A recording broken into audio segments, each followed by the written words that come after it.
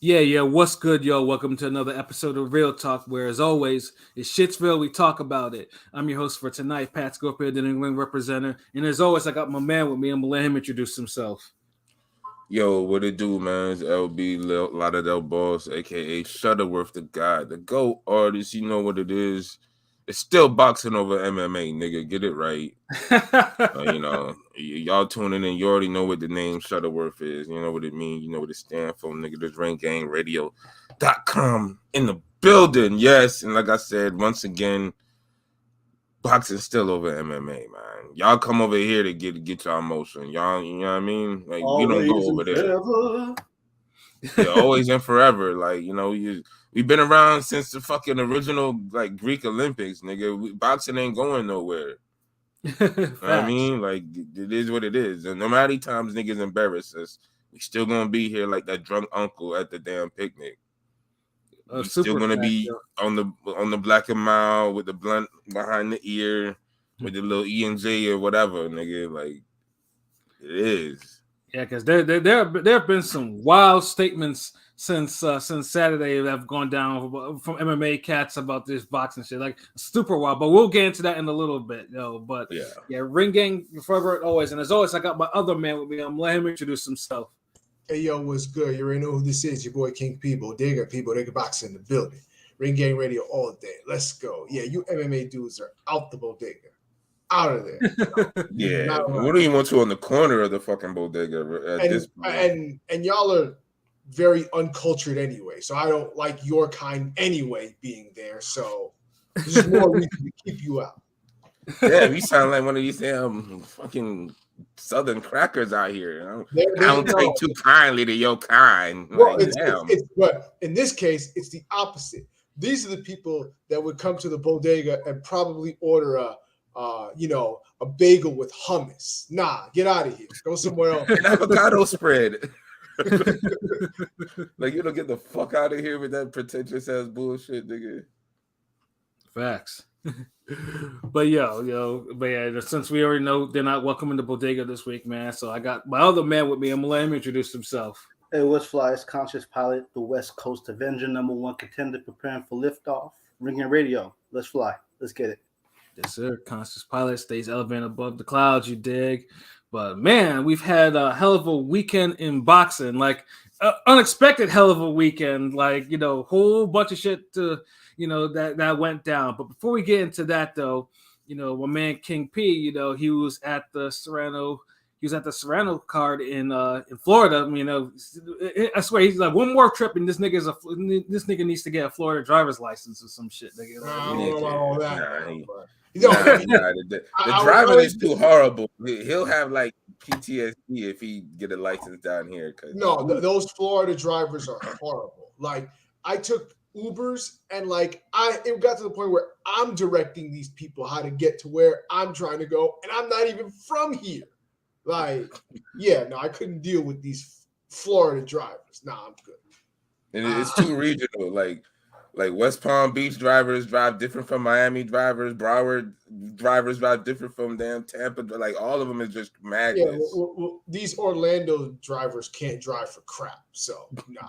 They really think it's a theme park they driving. Like nigga, it's just a car. It's a road, nigga. It's not the whole ride, motherfucker. Yeah. So, but I was at the fight. It was cool. So nice atmosphere. It was a whole bunch of Puerto Ricans. It was all Puerto Ricans. I get in. I go to the desk and they have like every person with their name on it and their seat has a Puerto Rican flag on it. I'm like, oh, okay. It's going to be that type of night. So, but it's different. It felt different because it was, a lot. I could tell a lot of those. I mean, it was Florida Ricans, and Florida Puerto Ricans are very different from New York Puerto Ricans. So even it felt odd there being a Puerto Rican there, but a New Yorker, not a Florida Rican. So you'd have to understand. If you were Puerto Rican, you would understand. Like everything about them is different. Their the way they present them. And I'm not talking about the New York people that moved to Florida. I'm talking about the Puerto Ricans that are based out of Florida. Nigga, we know, like, remember, man, it's like niggas is closer to the source down here. No, but some people don't understand that. Like everything about us is very different. The way we present ourselves, the way we talk, the way we dress, like it's a different. It's two totally different Puerto Ricans. But it was dope. Nah, he's right though. He's right. So the card was dope. They put a whole bunch of Ricans to fill the card. So there was a Rican fighter. There's 3 other ones aside from Serrano. So everybody was happy except for one of the fighters that got a loss, but it could have went either way. So you know what I'm saying. I thought he won. I thought he won, but I didn't see him get knocked down. I just know Green Trunks. I thought he won that fight, but it was close. All good. It was Mexico versus Puerto Rico. Puerto Rico got one, and Mexico got the other. So there was. Yep. It is what it is. So. Yeah, and then shout out to, of course, for Most Valuable Promotions for hooking my man P up with the credential and everything like that, and the whole process, at least to get to the credential, was nice and smooth. It was nice for once for us to be asked to attend the event, rather than us actually having to really go through the whole process. Yeah. That was a good look, Jake Paul. I'll salute you, Jake Paul, on that. Like niggas could ask us for a change, right now. Yeah, salute to them. Salute to salute to MVP, Most Valuable Promotions. They had good fights, nice little regional fights. So I wasn't mad. They introduced the fight that's happening in December. Franchon Cruz Discern, Shadeja Green. That's going to be a hell of a fight. And I knew that was coming because I talked to Shadeja the day before. I ran to her. I'm like, has your fight gotten announced? And she said, oh, not yet, but you're going to hear something soon. And I look at her and I'm like, it's Franchon, right? She just kind of laughed, kind of basically said, it's for Franchon. So I knew it was coming. So that's what's up. Yeah, and apparently it's because I think it's gonna be the co-main to whoever Jake Paul is gonna face on December 15th, and of course that's gonna be on the Zone 2. Whether it's gonna be a pay-per-view is gonna be, we'll wait to see though. The reason why that wasn't announced, apparently he was supposed to fight somebody from. They didn't say who it was supposed to be. But it was, I think, from South America. But the person that he was originally supposed to fight had visa issues, so that's why they didn't announce it. So I guess the motherfucker was about to fight. Was about to fight a whole jobber because who the fuck is there that needs to, Yeah, like what the fuck? Like I don't remember if it was from South America, but it was from not from the country, and the person was having visa issues, so they didn't announce it. So they announced the Franchon fight, but not the Jake Paul fight. So. Well, it just seems wild too because I read that story. I'm just like, who the fuck? Because this guy has to face someone that's either like remotely famous. So it's like, who the fuck is over there that's that needs visa issues like that?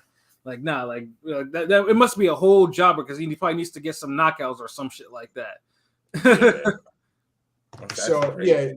It was cool. It was cool. And shout out to Franchon. I got to chop it up with her because they had the press conference after the Serrano fight. And her and Shadeja were going back and forth. He was talking that cash shit. Shadeja she got Shadeja riled up. Oh, she was just a basketball player that decided to box, and that Shadeja did not take that too kindly. So. Oh wow. Yeah. So those fighting words, like nigga, you ain't even a real boxer. Yeah. Mm-hmm. Saying nigga, you was a basketball player. You was loving basketball, nigga. So, but shout out to Amanda as well. That's what I went there for.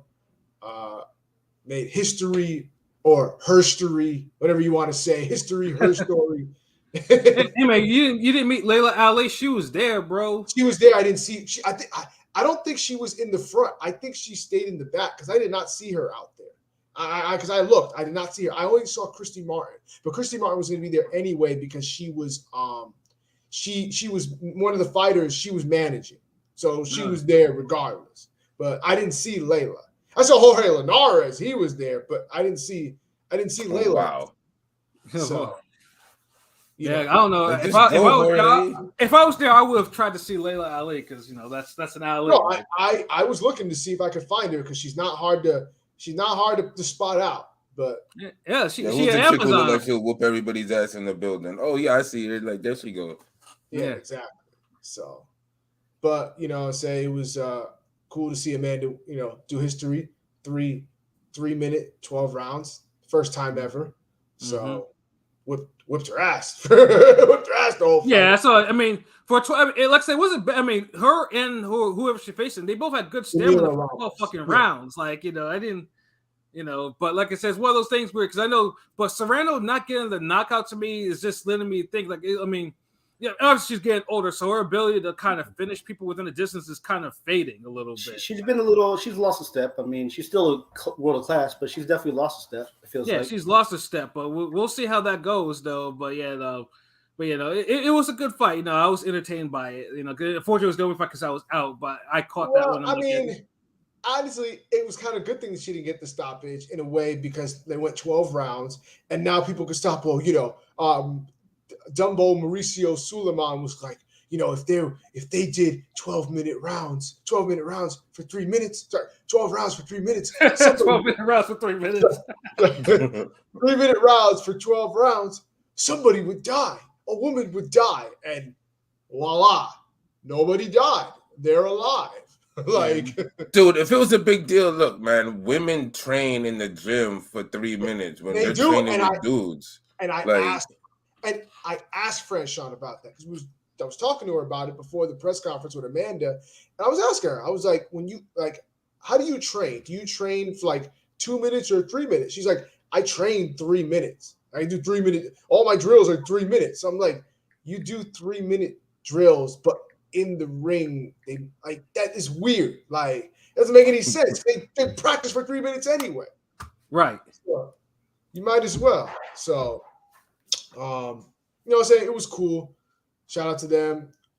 You know, I got to ask the best question in the press conference. You know what I'm saying? Because Amanda said, you know, she enjoyed the 3 minutes. She said it didn't feel any different. Like, she was like, at times she was like, did they switch it back to 2? Because it don't feel that much different. So damn.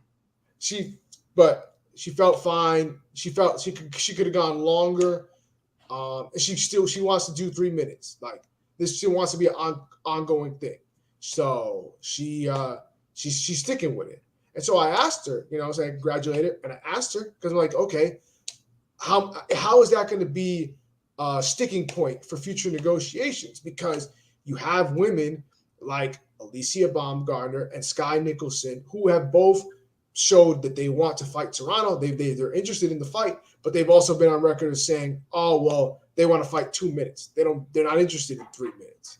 And hey, you know, scary. You know what I'm saying? Like, and her manager said, well, then they don't get to fight Serrano. I was like, okay, exactly, straight up and down. Like, but what about if the WBC just commissions the fight and it's still 2 minutes? That's the other thing, yeah, because that's going to be the interesting thing. Because the funny thing is that people were trying to insinuate that Amanda was ducking Alicia by using the 3 minutes to duck Alicia. I'm like, nah, I feel it's the other way around. Like, if you're trying to fight the champion, you're trying to fight the name, nigga, you do as they say. You got motherfuckers going to Australia for belts and shit. Like, fight 3 minutes. You niggas train for 3 minutes. The coach don't say, you know what, hey guys, you know, I want all you guys to stop here. We're gonna set the timer for 2 minutes because this lady right here. Like, no. Yeah, if anything, it was fucking pussy.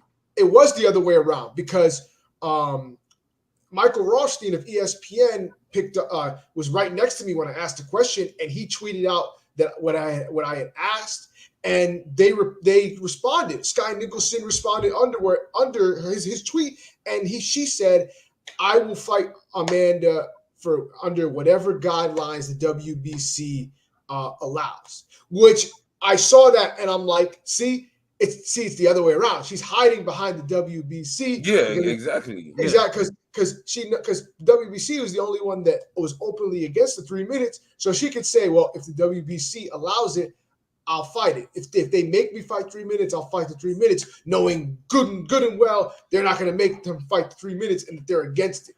And then if anything, it's like maybe she could probably use that as a situation to get Serrano stripped and fight for a vacant belt. Like, which would be some whole ass shit if you do that. Shit right there, like that's some whole fucking shit if a nigga do. Like, I'd rather Serrano and them petition the WBC. Like, look, I like for my defenses, And my unifications, they need to be 3 minutes. Like y'all can do whatever. If the champ don't want it, then yeah, they don't petition for it, whatever. But I feel like it should be up to the champ. Like the fuck. Mm-hmm. Yeah. So ducking shit. Yeah, it's it's funny because people are trying to. Well, she's using it to avoid Baumgartner, but yet it's the same thing with Sky. So are you saying she's trying to avoid Sky because Sky is not ready for Amanda? She would either lose a easy decision off of activity or she would gas out and get stopped. Like she's not even ready for Sky's stamina is bad. Sky's every time I watch Sky, first she has 0 knockouts on her record, so she got no power. But she also gasses out like it seems like every fight. She don't even want to fight Tiara Brown. Like she's not fighting Serrano. So it is what it is. I just wanted to put that out there. Yeah, we know how British fighters, don't cross the street a lot of times. So she's not a British. It's Australian fighter. She's Australian. Her and Ebony are British fighters in my book. They're under Eddie. I don't know. Nah, because Ebony was in she moved to the UK after I think she won the title. Like, she embraced that shit. But now I'm gonna call them Australian fighters. Yeah, but all in all, they fight in UK. They fight all in UK. That's all. Yeah, all in all, it was a good night. I'll just end it with this. I don't see a lot of some of these fighters wanting to do the 3 minutes. She still wants that rematch with Katie, and she's made it clear, like off the record, on the record. Katie's not fighting 3 minutes, and Katie's not even gonna. Katie's gonna lose against Chantel Cameron. So that fight's not like. So there's not gonna be any appeal for that fight. So the biggest fuck up Hearn and them made was not making an automatic rematch at the Garden of that fight. Mm-hmm. The whole nonsense about bringing it to Ireland and all that shit was like he fucked up. Like he had a winnable fight on the table with the Serrano rematch, and then they fucked it up on this whole she's the biggest draw in the sport, go to Ireland bullshit. Went to Ireland and got your fucking ass kicked. She got dog walked. I think Cameron might stop her this second fight, to be honest. Yeah, that's what I'm saying. Because Cameron showed Taylor too much respect in the first fight. And even when she was dogging, I don't know how you can if respectfully dog walking someone is a thing. That was it. Like it was respect. Yeah, like I don't think it was a respect. It was more like she didn't really go in all the way. It was kind of like a Bivol type of performance where they dominate you, but they could have stepped it up a little more and really beat their ass. But they beat your ass enough where we all recognize it because like she was fucking Katie up. Like at the end, it was more like Katie was just hanging on. Like, I remember she clinched a lot. She was trying to survive that shit too. Hell yeah. So it is what it is. I hope to see more 3-minute rounds. So, shout out to MVP, shout out to Serrano, shout out to the team, shout out to Franchon, Shadeja. Great event. It's a fun event. So, shout out to Florida. Salute. Dope time. So, except for all the crazy people that came in for Saturday night for Halloween parties, because they was a little too wild, but that's a whole other story altogether. Yeah, niggas love their Halloween down here, and niggas love their fireworks. That's all I'm gonna tell you. Like that's hold up. That's I'll end with this. That's fine, but they don't know how to handle themselves with fireworks or Halloween parties. I don't, nigga. You're not lying. I swear you're not lying. Because niggas down here love their fireworks and their Halloween. I could just only imagine how tomorrow gonna be on Halloween. Niggas is you'll see a bunch of motherfuckers running around like Goku and pirates and shit. And oh my god, committing felonies too, most likely. Oh my god, yeah, it's gonna look like the fucking Con Air down here and I hear you. in the purge.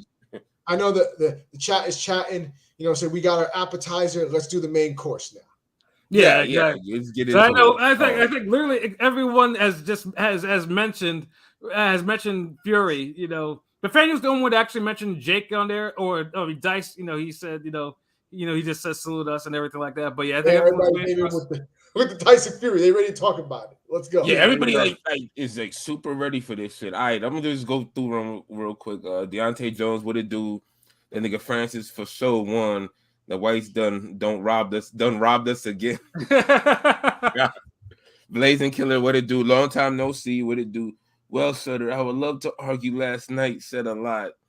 Man, like, all right, you'll get your chance. Mm-hmm. Also, gotta realize this is Tyson Fury that embarrassed boxing, not some average boxer like Tommy Fury. See that the name Fury keeps happening. Like, that's the problem. Like, it's one family just fucking shit up.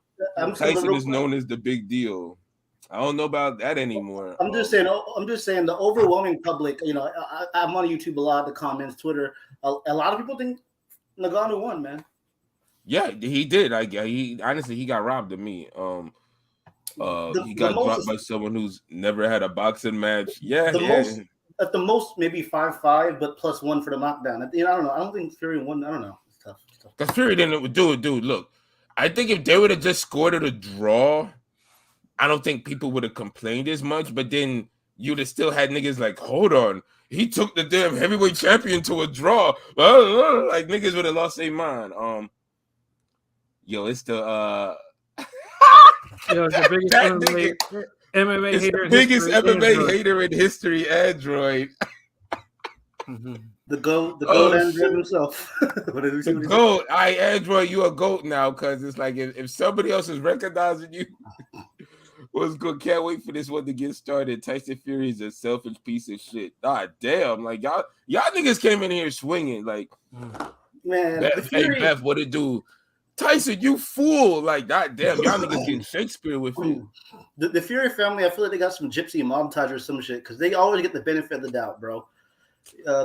Except for the first Wilder fight. The first Wilder fight, that count was kind of long. But I'm saying just like a lot of. Oh my god! Now y'all niggas got to stop with that fucking long count. The count was kind of long. The count was a little long, bro. And I'm not about the glove gate bullshit, but I'm just saying also, Tyson. I mean, Tommy Fury gets benefit of the doubt on 2 fights against non-boxers. I'm just saying it's oh no, wait. Tommy Fury ain't get no benefit of the doubt against Jake Paul. I mean, like, yeah, you're right, I guess, but like I get no motherfucker. What? It's not his fault. I mean, it's not our fault. His dumbass got dropped in a fight he was fucking winning. Like, yeah, literally 5 rounds to 3. Like, you can't give Jake Paul more than 3 rounds.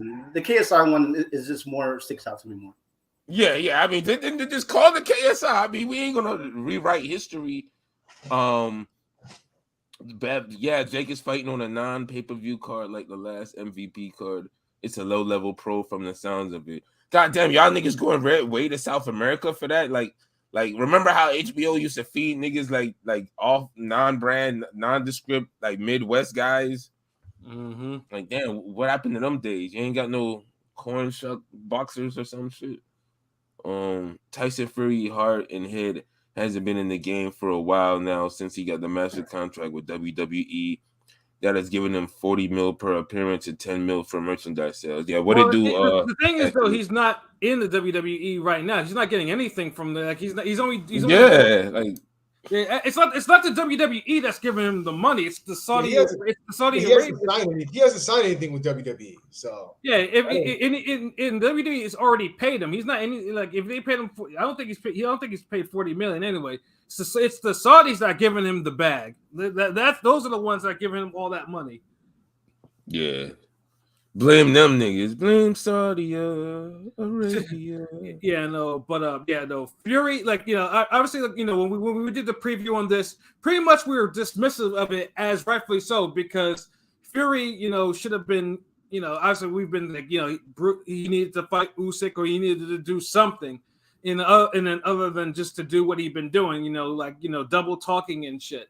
And Ngannou was just like, we all sympathize with the story about the shit that Dana tried to pull when he was in the UFC, and then a situation like that, and the fact that he was getting the bag, but it was just one of those things. It was just like, yeah, he's getting the bag, but he's not a boxer. He's an MMA fighter, and even if they say he has the hardest recorded punch or whatever, how does that translate into actual boxing skills for somebody Fury who can actually fight? Who's and let's just chill with the damn hardest. Like, dude, you just hit a random machine somewhere. Like, that don't mean shit. They get like anybody can just say I'm the hardest puncher because look, I hit a machine. Like, this ain't a fucking anime, nigga. Get in there and fucking box. Like, Right. Kill me with the bullshit promo. Like, I was in the hyperbolic chamber for 20 minutes. Like, no, motherfucker. Like, chill.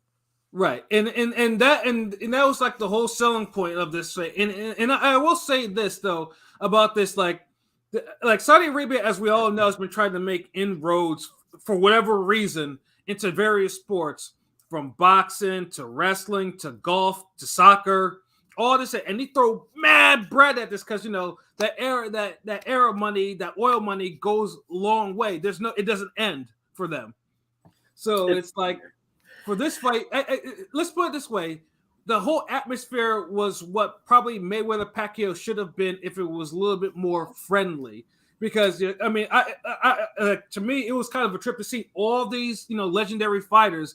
It wasn't just boxers; it was MMA cats. There was Eminem. There was a row of Eminem, Vince McMahon, and somebody else in the same city. Yeah, Undertaker was up there, Eminem, Kanye West. It was like a whole. I was like, God damn! They're really like this is like this is a wild. It's over the top though, man. No, Anthony. No, he doesn't have a contract with WWE. He never signed it. He only got paid. He just worked them a little bit. Yeah, he only got paid per appearances. He didn't actually sign a contract with them. KP a wrestling fan, bro. He would know. Yeah, I mean, it's like I mean, I know this too. It's like he didn't sign no 40 million contract or whatever. Like whatever they've paid him already. Like they paid him. This is WWE. You think they're gonna just pay this? Have money floating around for this nigga? He ain't doing nothing. Come on. They paid him $12 million for his appearance at Clash at the Castle last year.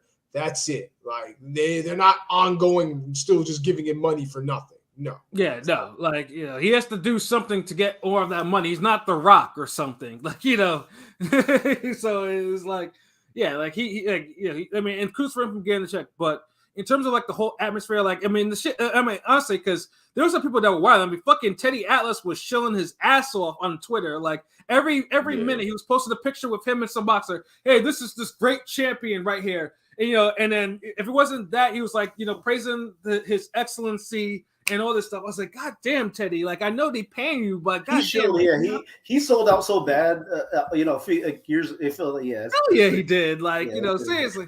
Talk about corruption. It's a joke at this point. The corruption in boxing rant, like, I can't even watch it no more. Like, he's cheap, they cheapened his, I don't know.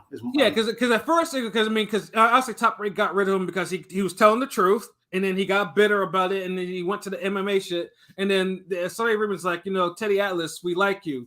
So come over here and we'll pay you a bag.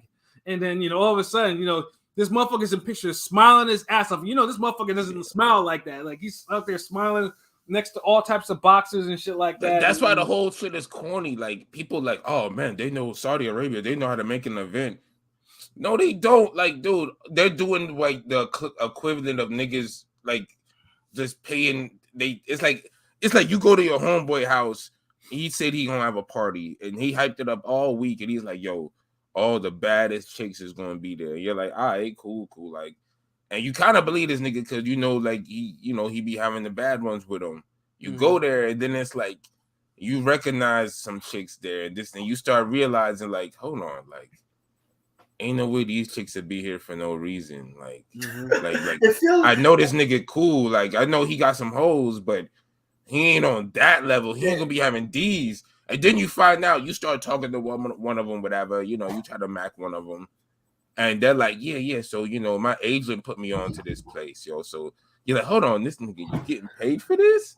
Then you find out, 70% of the baddies in there are being paid to be there. So it's like, it's ironic. Because it cheapens the event a little bit. I mean, like, I know that they drop a lot of money, but ironically, it feels cheap. I don't know, like all these big fights happening over there. I don't know. Yeah, it's like y'all pay people to be out there, be like, yes, big fight is happening. Yes, I'm former undisputed champion. Not at a big fight. Like yo, chill, man. Like y'all gotta work that angle in America too, so it just don't feel so over the top when y'all go to these other countries because. We already know it's over the top when we go to other countries. Like you see how Germany and all them niggas used to do them Klitschko entrances and shit. Fire.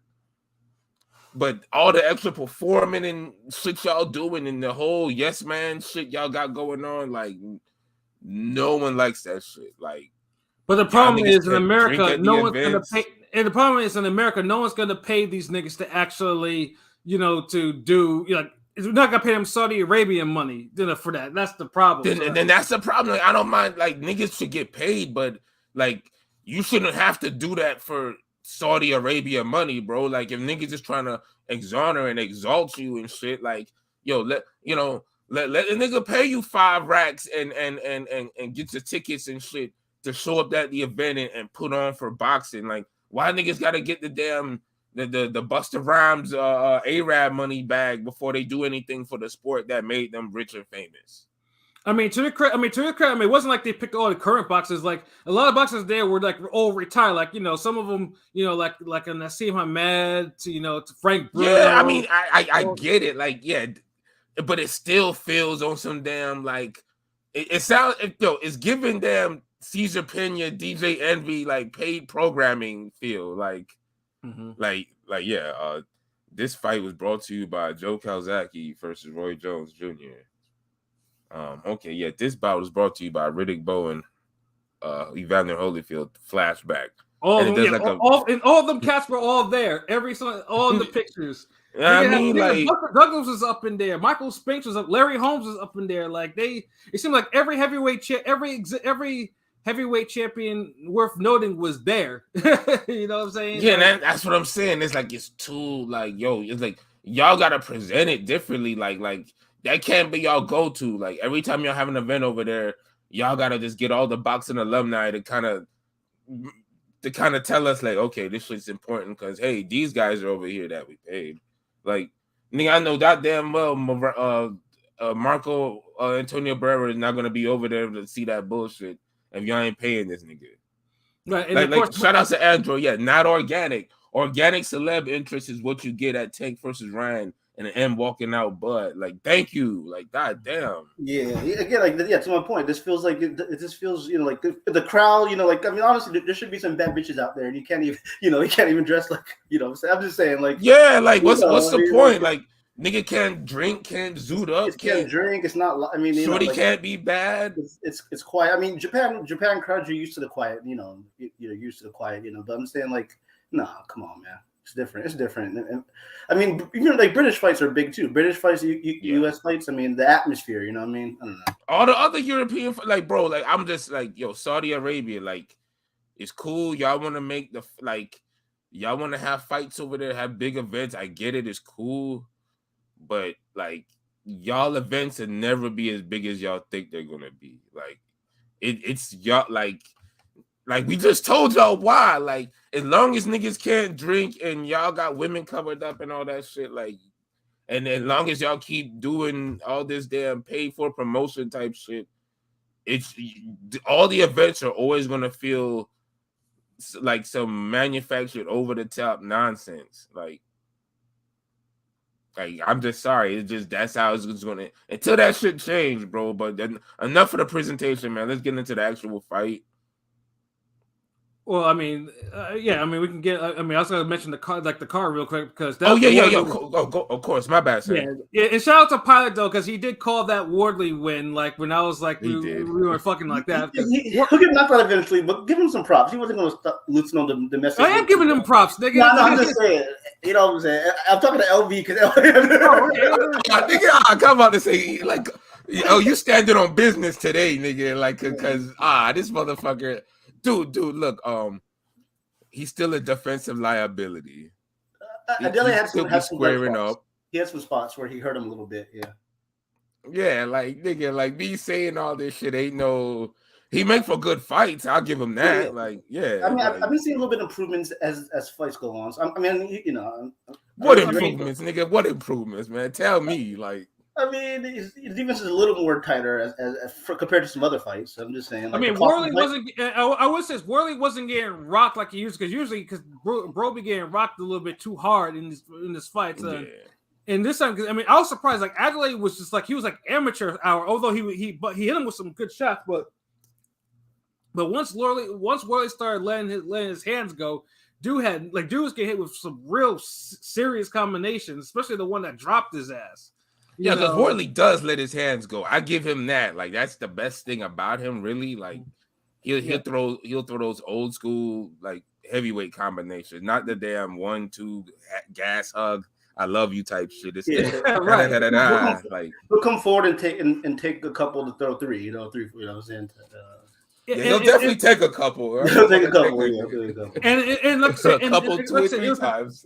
And it's the type of fights that heavyweight needs, like prospect fights, because like I said, heavyweights, you know, because it's like, okay, who's gonna be the prospect going for? Because you know, Adelaide and Wardley, they got into a scrap at the press conference before and shit like that. So it's like you needed something like that to at least, you know, okay, which heavyweight is like, you know, might actually make some inroads. And of course, it turned out to be Wardley. You know, like I said. Oh yeah, Wardley did get dropped, ain't it? Yeah, because he got glassed or some shit like, or he got headbutt, or the guy with the mic or some shit like that. He got hit with a left hook. Did he get sucker punch, kind of? Yeah, he got hit by Adelaide, because and then you know, like I said, he took it out. I don't think that was a sucker punch. Like niggas is throwing, like they were throwing. Yeah, that's what I was saying. Yeah, you get caught. Nigga, it wasn't like somebody like it wasn't like the Alabama brawl or some shit where somebody ran up or jumped from the ceiling or the water or whatever the fuck. It just started like, nah, y'all knew what y'all was doing. Right. And then Blazing Killer, besides the 5th round, Wardley absolutely dominated. Yeah, Wardley, and I was surprised that Wardley put his foot in Adelaide's behind. Like, that shit was, and I had to respect that. And when it went some rounds, so it wasn't like quick. So I was like, okay, this is some good, like, at least it lets me know, at least Wardley can actually execute some sort of like consistent offense, you know, for long periods of time. Like, you know. Now, he's good for the sport, though. I fuck with him. The pilot said so, but you know, bring action fights. I like. I mean, I don't think he's ready for Joseph Parker again. I think he should get friends of the show. Maybe fight. You know, bring Johnny Rice to UK to fight him or something. I don't think he's ready. Johnny for Parker Rice yet. would knock the fuck out of this dude. Because there's rumors he might fight Parker now. But and then shout out to Parker for uppercut season, because he knocked the dude. He knocked that dude out because that dude. You know, it was like didn't want to just no uppercut and got laid out by one. So that was hard. Like Joseph Parker needed a highlight reel knockout like that, and he delivered on that. Yeah, good. And then Makhmudov did what Makhmudov always does, like knocked out a very overmatched opponent. So like it is, you know, like I mean that shit was that and that shit was cool with this, but they need to give him a more serious step up fight. And Carl Stakam needs to fucking retire. I saw that shit. Like, you know. Wow, he got fucked up. Yeah, it ended in 4 rounds, and Bakoli wasn't even in shape. Like, dude was like 300 pounds, and he still whooped his ass. Like, God damn. Yeah, Takam needs to kind of retire. I think his run is done now. Like, he's finished. Bars. You know, but at least I will say, so at least the undercard, you know, it was full of fades, no decision shit. Which of course brings us to the fucking main event. You know, the main event, and I have to admit though, Tyson giving pounds to like pretty much every past heavyweight champion, and there was kind of like that was unique because it seemed like he was high fiving, dapping up every fucking heavyweight champion that was in that hallway. I was like, okay, that's a decent entrance. You know, that was cool and everything like that. Yeah, I mean, it's just the great value Vitaly Klitschko entrance.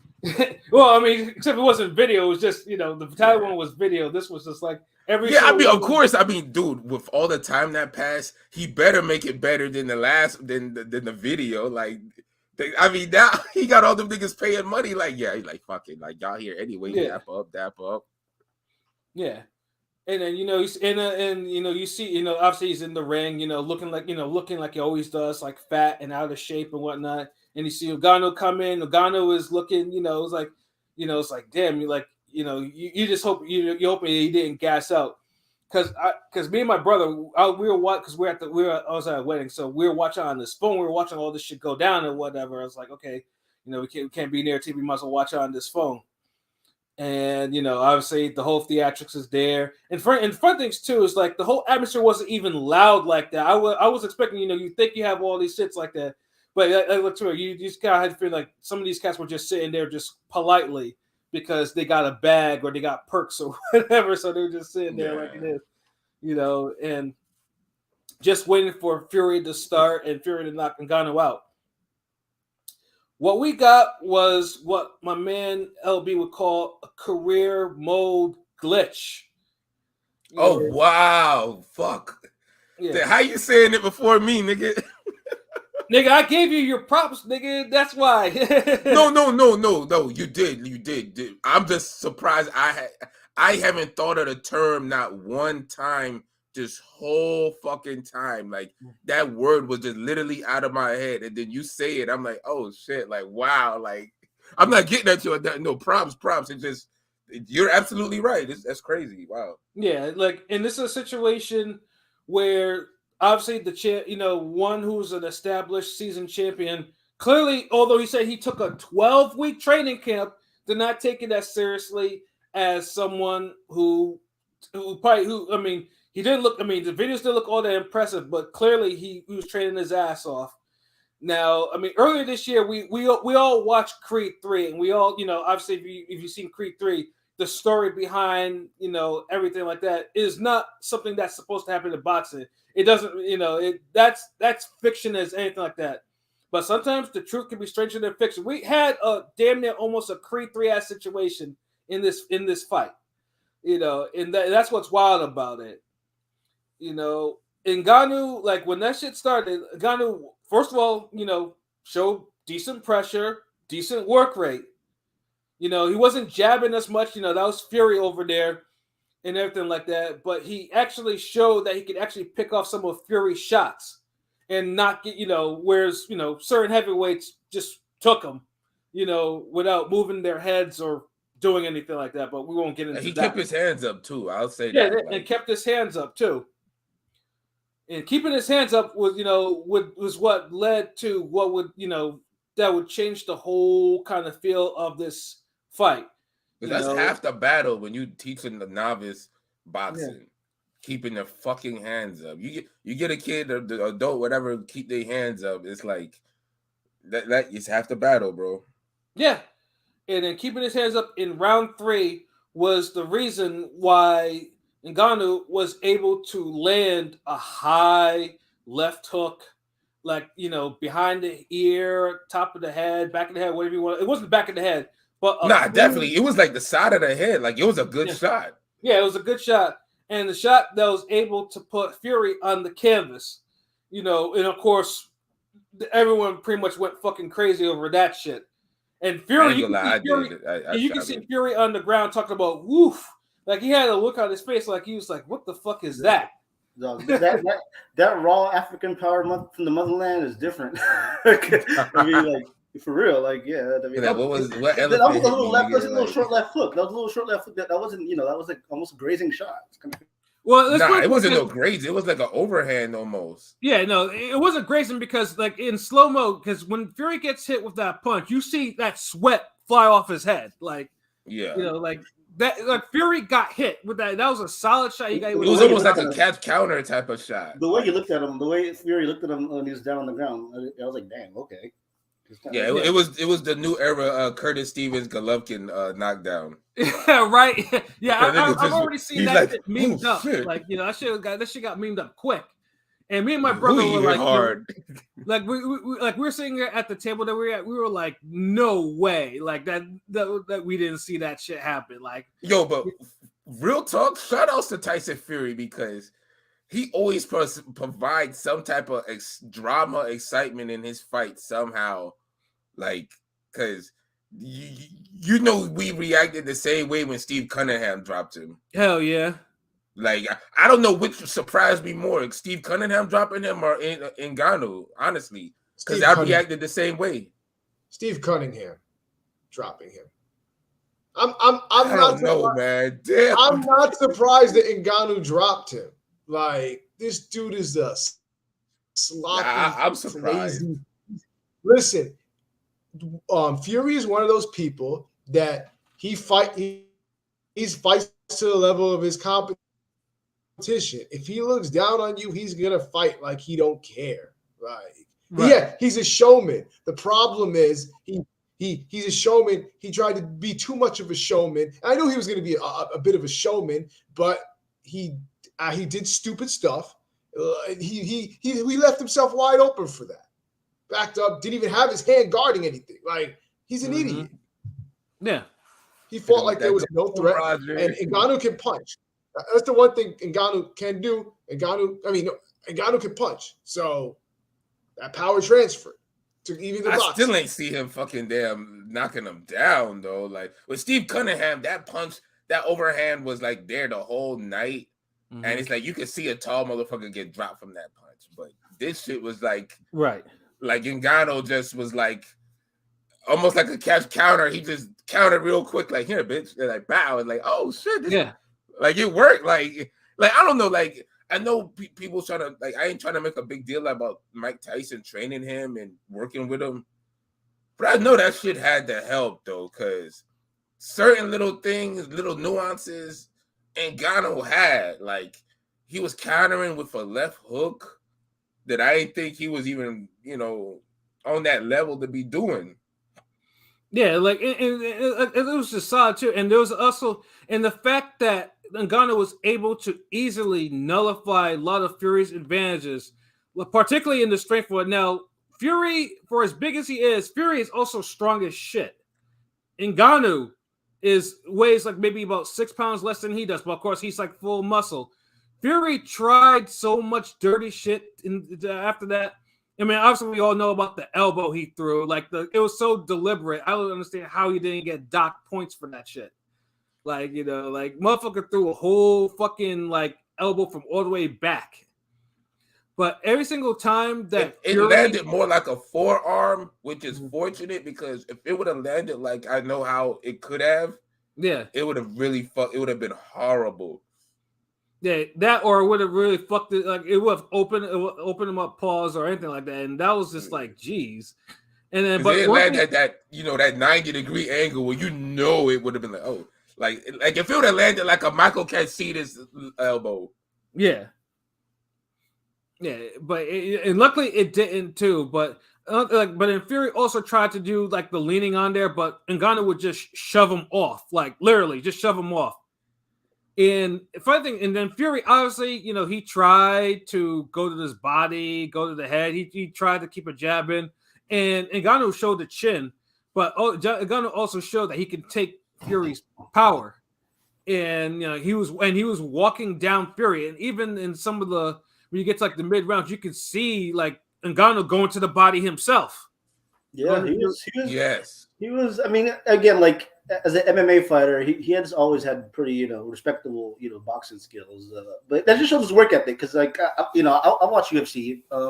And he lost his first title fight, right? I just want to add this. He lost his first title fight pretty bad against the champion Stipe, and then he won a couple fights. And then the second fight, he showed so much improvement. So it just goes to show you, like, his work ethic is, top tier. That's all. Yeah, it actually was because, like I said, it was getting to the point where you could see. I mean, you could see Ngannou actually outworking Fury, and actually, I mean, he had Fury over. And of course, when he did like the whole punch count, he landed more of the power punches than Fury or whatever. And you can see that. Not just on the copper box shit. Like you could watch the fucking fight and tell he landed more power punches. Yeah, and niggas. Because niggas would be like, well, no, Pat, it's compy box. You're counting numbers. No, motherfucker, shut up. Yeah, and you can, and the one thing you can see in Fury's face that you don't ever really see is he was discouraged. He was really, I mean, he was fighting, but he was discouraged as shit. Like because all the shit that he usually does, he couldn't do against Ngannou for whatever reason. That's one thing. You know what? And I know we'll get into it later with what's his nigga this day? P bring up the Twitter poll that I don't ever recall Tyson Fury looked at as worried and shook in a fight as he did in this one. That's one thing I'm glad you pointed out. Mm-hmm. This nigga was looking Shane Mosley and Winky Wright fucking level of worriedness and discouragement. Yeah. Like serious. Like even Wilder never had this nigga looking like that. Right. Wilder. And then I think the only person that was more worried than Fury was Usyk because they got his reaction, and you see Usyk. Usyk always looks like he's always on one, but this motherfucker looked like he was horrified at watching his payday go down the drain. Oh, and the third most worried nigga was Sugar Hill because that nigga was looking worried too. We all expected, Fury to, similar to Floyd carrying Conor, because Floyd carried Conor, you know what I'm saying, put on the show. We all expected, for him to dominate, get a knockout eventually, and Usyk comes in the ring and then get the full on call out, but didn't go as planned. Right, and of course, do you know why? Because they kept on going back and forth. Is this a pro fight or is this an exhibition? Now, obviously, if this is an exhibition, doesn't count on the record, doesn't count towards anything. But then he did some roundabout shit. Was like, oh, okay, if so and so win, if Ngannou wins, there's a rematch clause, and if whoever wins, it's gonna go on their professional records and shit like that. And who's the commissioner that's actually gonna sanction this shit, all this shit, like, and then Fury kind of worked himself into a shoot. So basically, now he was getting to the point where his undefeated record was being threatened, and it was really on the line because it wasn't like on some bullshit. Like, I know people will say, "Oh, well, Fury was landing the jab and everything like that," but how effective was his offense against Ngannou, who was kept on coming cover? Ngannou wasn't like, his face was fine, like he wasn't swole up, and Fury hit him. Them jabs were landing like niggas is trying to make it out. Like, look, this wasn't fucking Golovkin, Lemieux. They were still landing though. They was landing, but they weren't landing to the damn impact and to the degree of where he's controlling these rounds. Where niggas is saying where a few niggas is saying he won the fight. Well, his jab was never that fucking dominant in the fight. His jab was like maybe 40%. His jab was dominant, but it was still scoring, and it was the jabs and the right that he did land were enough to win a lot of those rounds. I think the clear rounds. I don't know about all that, man. After Fury got dropped, I think after Fury got dropped, I felt like because Fury won from the first round probably, and maybe the second. I don't know, but the middle rounds, like 4 or 5, maybe 6. I think Fury probably won those. P, you're about to say something? I was gonna say, I think, I don't know. Maybe it's just me. I think that people did not expect Ngannou to do as well as he did. That they're thinking that he won the fight and kind of getting some extra credit. I don't think he won the fight. I think he did well and better than anybody thought he would do. But I don't think he won. I think you could give him 4 rounds. 4 rounds. I can't give him any more than 4 rounds. Wow. And this is the same nigga that gave like Jacobs like 8 rounds against Golovkin. Like, that's a completely different fight, but okay. Bad scoring is bad scoring. Some people thought, that's all I'm saying. Like, that's why I could understand. I can see people thinking maybe Fury might have won because when the scorecard was going to get read, it's one of those like, well, either guy can win, kind of like Kenny Loma. I'm not, I'm just saying it felt like before they scored the cards. Oh, I could see both guys winning. But yeah, I don't know.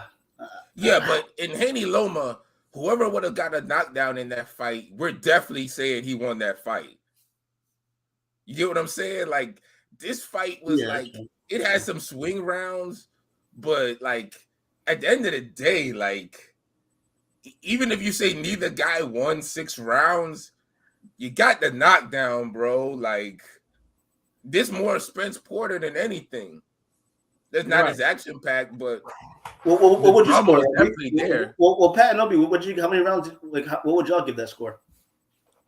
Shit, fucking I had Ngannou winning. I believe I had it 6 rounds to 4.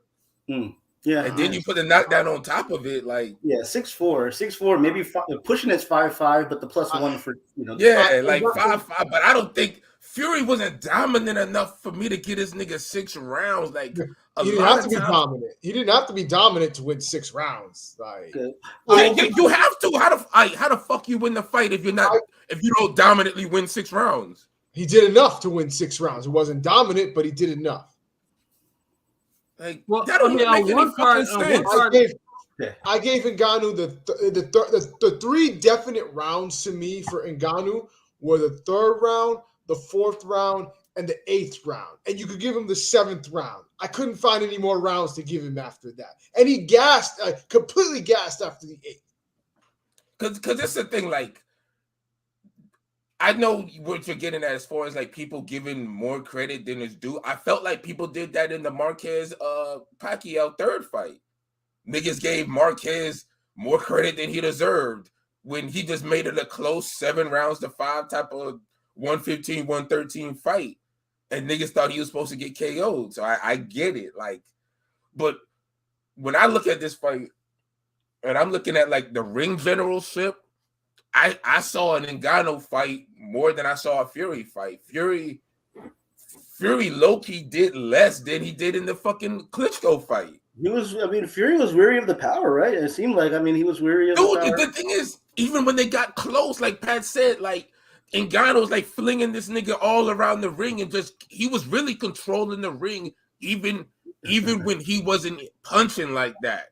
I do like think he still controlled the ring. I do think that MMA, in regard to that, I think, with the clinching and everything, that was a major part. And obviously Ngannou is strong as an ox. You know what I'm saying? But I feel like, up close in the clinch, he he's very used to that. So that was, the inside game. I was shocked with them being able to, like, Fury wasn't able to walk him down. It was weird. He didn't throw no body punches. All he had was a jab and a jab that got there sometimes, and a good 1-2 every now and then. And real quick, I also want to mention that people say, he did land one uppercut. That's about it.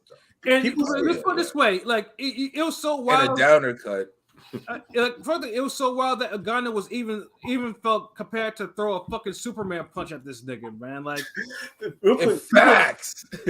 People say, this ruined boxing, whatever. But I feel like this low key gives it more buzz than what we expected of Fury just winning. Right? I don't know. I mean, facts. Yeah, the buzz is one thing, but in terms of what it did to the heavyweight division, because pretty much Fury was probably the only heavyweight that wasn't fucking up in some fashion. And you know, he was being annoying, but he wasn't fucking up. Yeah. Well, hold on. Let's clarify. He wasn't fucking up inside the ring. He was always exactly like outside the ring.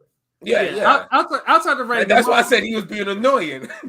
Yeah, outside the ring, the motherfucker has all types of issues, but in the ring, he was at least doing what he was supposed to do as the top heavyweight. And then the top heavyweight has now shown, like, reenacted Creed 3 in the ring, and is like, someone that with no pro fights or whatever can come in there and dominate the heavyweight champion and lose a competitive split decision. Yeah, and it's on this nigga's record too. Fury has on his record he won a 1-point split decision win over someone that was debuting in a professional sanctioned professional fight. That doesn't look good. And honestly, the people, all the media niggas who turn their nose up on this fight, which I don't blame you, but as a boxing fan and a media nigga, then you objective in the game. You supposed to really watch this shit, but I feel you if you didn't. Shit happens, nigga. Right. But and remember, I know niggas is like, oh, belts and shit, all this shit. Like Lennox Lewis said, the lineal title is always on the motherfucking line. Right. So whether a belt endorsed it or not, nigga, that lineal shit, that shit's real. So the reason I say they should watch the fight is certain little nuances and skills and shit that fucking were displayed, yo. Like early in the fight, Francis picked up easily how Tyson Fury's likes to dip. Mm-hmm. And boom, he caught him with the counter left hook immediately. Right. Like, you don't do no shit like that unless a nigga really was drilling you, pause, and motherfucker was telling you the right shit, watching fights, and really talking to you and like picking up on boxing. That's one thing. And you notice, like, he kind of kept Fury from kind of doing that shit. You notice Fury couldn't do all the defensive shit he wanted to do like he normally does. Yeah, because Ngannou had his rhythm easily. Yeah. And that's what I'm talking about, ring generalship. Like, when you stop a guy from doing what he normally does, so Fury couldn't even get all playful and cute and all this other shit how he be doing. He was able to do that on Wilder and all of them. It took Wilder like fucking 3 fights to get Fury dipping. Right. Shit, like, you know what I mean? Like, dude, like, I'm telling you, like, Francis Ngannou, like, he was impressive to me. Like, I'm not just giving him extra points, but if you know what to look for, you'll see how good he really did. Like, That's why I just don't really see how Fury, like, you know, he didn't clearly win this shit. This ain't it could have gone either way. Like, this is one. The overwhelming public, I mean, literally, you know, overwhelming public saying Ngannou won, bro. Like, honestly. And like, I think a draw would have been the only saving grace, but that's a win in itself if you say, hey, nigga, in my first fight, I got a fucking draw against a fucking heavyweight champion of the world, bro. And shame to people that, you know, I saw a poll like a year or two ago between him, you know, who wins, Fury or Lennox Lewis, and Fury won with over 1,000 votes. Fury won like 70-30, and I was like, they really, I mean, I don't know. I know he's tall, mythical matchup wise, but come on now. I mean, and this is Lewis too fucking explosive for him. He would treat that nigga like he treated like all the other big niggas. Pause. Riddick Bowe would have wrecked Fury, bro. I don't know. I'm just saying. Of course. Yeah, and like I said, and this is where like the heavyweight. I mean, pretty much the heavyweight division. I mean, everyone has had their comments about the heavyweight era, today's heavyweight era, how all these heavyweights have a lot of flaws, and Fury just committed probably one of the biggest flaws and more like. Because in terms of heavyweight, like, the heavyweight champion is supposed to be, you know, the nigga that's not, because you didn't see Muhammad Ali, you know, again losing a competitive fight to Lyle Alzado back in the late 70s. Like, you know, it's like, what are we doing here? Like, no other heavyweight champion you can say, you wouldn't see a Larry Holmes losing a fight like this. Hell, Larry Holmes boxed up Butterbean's ass, like, and Butterbean is obviously he could box too, but it's just like. There's a certain level that you have to be able to have as a heavyweight champion. And Fury having this type of fight, regardless if he says, regardless if he trained or he didn't train or whatever, you're the heavyweight champion in the world. You're supposed to put somebody like that away, or it's supposed to be a dominant performance, especially if it's going to count on your professional record. And now it's just like it makes the heavyweight division look bad. Because now Mauricio Sullivan is like, okay, yeah, because of this, we're gonna give Ngannou a ranking. So that means when they have a rematch, ranking, he honestly needed a damn immediate rematch. This is a fight where. If we would have got a rematch right away, I would not even complain. Like, I wouldn't mind seeing this again because it'd be like, damn, both these niggas are taking even more serious. Like, this, like, wow. Like, I'm gonna ask you all a question real quick. Is it crazy? Is it like blasphemy to say, personally for me, I'd rather see Ngannou fight Wilder than see Fury Usyk? Well, I mean, if Tay Jones said that, Malik Scott said that they're already talking to Ngannou's team about that. So imagine if we get Wilder and Ngannou next. I hope we do. Yeah, that's a good fight. I mean, in terms of, I know for like plans, and I mean, obviously Ngannou, he signed with that PFL, so he's under contract with them. So I know he's gonna owe them a fight first before he does any other boxing. Yeah. I think that's what he said for the plan, because he signed with PFL, so he's obligated. Well, he has to fight. The thing with PFL, real quick, I saw they purchased Bellator actually. That was on Showtime. But the thing with PFL, they've signed all these boxers, right? Like Amanda Serrano, Shields, all them, Jake Paul. But I feel like they're just like they haven't put a fight on since. So I feel like they're just like using it as marketing. Like, I don't know, it's weird. Like, they haven't announced any fights since signing. I mean, I think they're gonna do something with Ngannou, of course, especially now after this shit. They're gonna be like, okay, yeah, we got. Yeah, they got to. They're definitely, because he's definitely gonna do that first before he takes another pro boxing fight. They kind of moving. I get what Pilot's saying. They are kind of moving slow because when you think about the amount of boxers they've signed, and you haven't heard about any upcoming cards, it's like, damn, like you only just see the promo these niggas do when they sign people. Right. Yeah, I think they have seasons when they actually do all that shit, because that's the reason why Clay Collard, whenever he's not doing that shit, he hops into boxing to go get a paycheck. That's what he's still But you don't find it weird to sign all these people they haven't put them on cars yet? They're just using them. That's what I'm saying. No, I'm agreeing with you. They're just using them for the name. I mean, they just purchased Bellator, so maybe they'll, maybe they're trying to. Yeah, give them some time. They'll probably reorganize some shit, and you'll probably start announcing some shit like soon. But Ngannou, like, let's say if now you can't even argue like, hey, WBC is gonna give him a ranking. Why not? Why the fuck not? Because now it's like, I mean, obviously, most people understand like part of the reason why Ngannou didn't get the decision is because Fury and Usyk is already made, and the Saudis are like, yeah, we're paying for that too, and that's why Fury even mentioned too is like he didn't even want to announce Fury Usyk, but the fact that they're paying, they're gonna give him another like $40 million for this shit is like, yeah, he's following the line, he's keeping quiet, But the Saudis is like, yeah, we want you to fight Usyk, next, and that's what's going to be next. Well, of course, now Frank Warren's talking about it may not happen in December, it might happen in January or February because of what went down in this fight. Yeah, I felt like it was always going to happen in January, February to begin with. Like they're not going to just. It's already like November coming up. Like they're not going to just squeeze that, just jump right into December. Nah.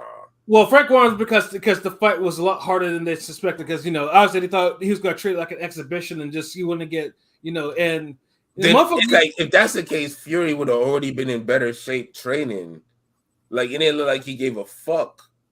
Yeah, and you see this motherfucker in the post-fight interviews. Well, first he canceled his post-fight presser, and the next videos you see this motherfucker has a whole shiner. Like I haven't seen a shiner that like it was that detail. Like he has a real shiner. I'm like, god damn, like he out here is like looking like sad and shit. Like they're looking like De La Hoya after the Stern fight. Beat up and shit. Yeah, and then Deontay Jones. Yeah, I'm just saying, y'all saying that Francis got robbed. Well, not all of us, Pete. I'm saying that shit. I stand on that shit. Yeah, like I think Ngannou should have won. Pete thinks that Fury won. LB is like, yeah, no, Ngannou definitely won. And Pilot, did you ever put your state where you kind of I thought he got robbed. I mean, I don't know what's the biggest robbery of the year because notably wise that might be robbery of the year, even though it was a close fight. That might have been But the fact that the fact that you could say that Fury was taken to the point of defeat by a boxing novice is valid. Yeah. It's absolutely possibly valid. And the fact it was like with a split decision, right? Yeah, it was a split decision. Yeah, because Fury won on I think by 3 on one card and by 1 on the other card, and then Ngannou won by 1 on the other card. On the other card, so it's like these giving Fury to win. I just feel like that's just benefit of the doubt too much, man. Like, god damn. Yeah, like I mean, there's always supposed to be one Fury that's supposed to be an embarrassment in boxing, and that's Tommy Fury, but not the reigning heavyweight champion of the world. So now it's gonna be like, I mean, Father got to fight. I mean, granted, I'm not gonna think that Usyk can do what Ngannou does because simply Usyk doesn't have the physicality to pull. I mean, Usyk has skills. But because I know it's like I'm thinking to myself, like people were thinking like, oh, the Fury could do this, that. Like Usyk can still punch, So and Fury is not like Fury's an iron chin. He just has recovery powers out of this world, but he's chinning. He's always been the difference is we're not going to get the same version of Tyson Fury because he's going to take Usyk serious. Yeah. Extreme, and he better take him serious too. Because the thing is, with Ngannou showed that he could be a damn hard fight for Tyson Fury, whether Tyson Fury take him serious or he don't take him serious. Right. That's the difference. Yeah, because because like once you nullify one of Tyson Fury's like main strengths, it's only like I say Fury's gonna have to. I mean, has to think of another way to actually beat him or hurt him for that matter. Yeah. Yeah. That is it was just really like I said, that was an event that was not supposed to have all this controversy, and this shit and like I said, after that, this shit has to having people having a lot of MMA cats talking reckless as fuck. Don't worry, we got an Android on our side, nigga. Yeah, MMA cats, they're like, I mean, first, obviously, like MMA fighters themselves are like, they get balls. Like, obviously they all went to Ngannou, but none of them motherfuckers was saying shit when Ngannou was going through his whole shit with Dana White, except maybe for a few, the ones that are, Adesanya, all of them, like, they're the only ones that actually like had this nigga's back or whatever, but everyone else was just like, everyone else was on, everyone else was on code with the MMA and with Dana shit. Like, and all of a sudden now it's a big victory for MMA. Where was all this shit before when this motherfucker was out there with the shredded knee, and Dana was forcing him to defend his title and shit like that, and or how this nigga was sitting out, and Dana was talking about, well, he made a mistake, he's never gonna amount to shit, blah blah blah blah blah, all this other shit. Where was all that energy?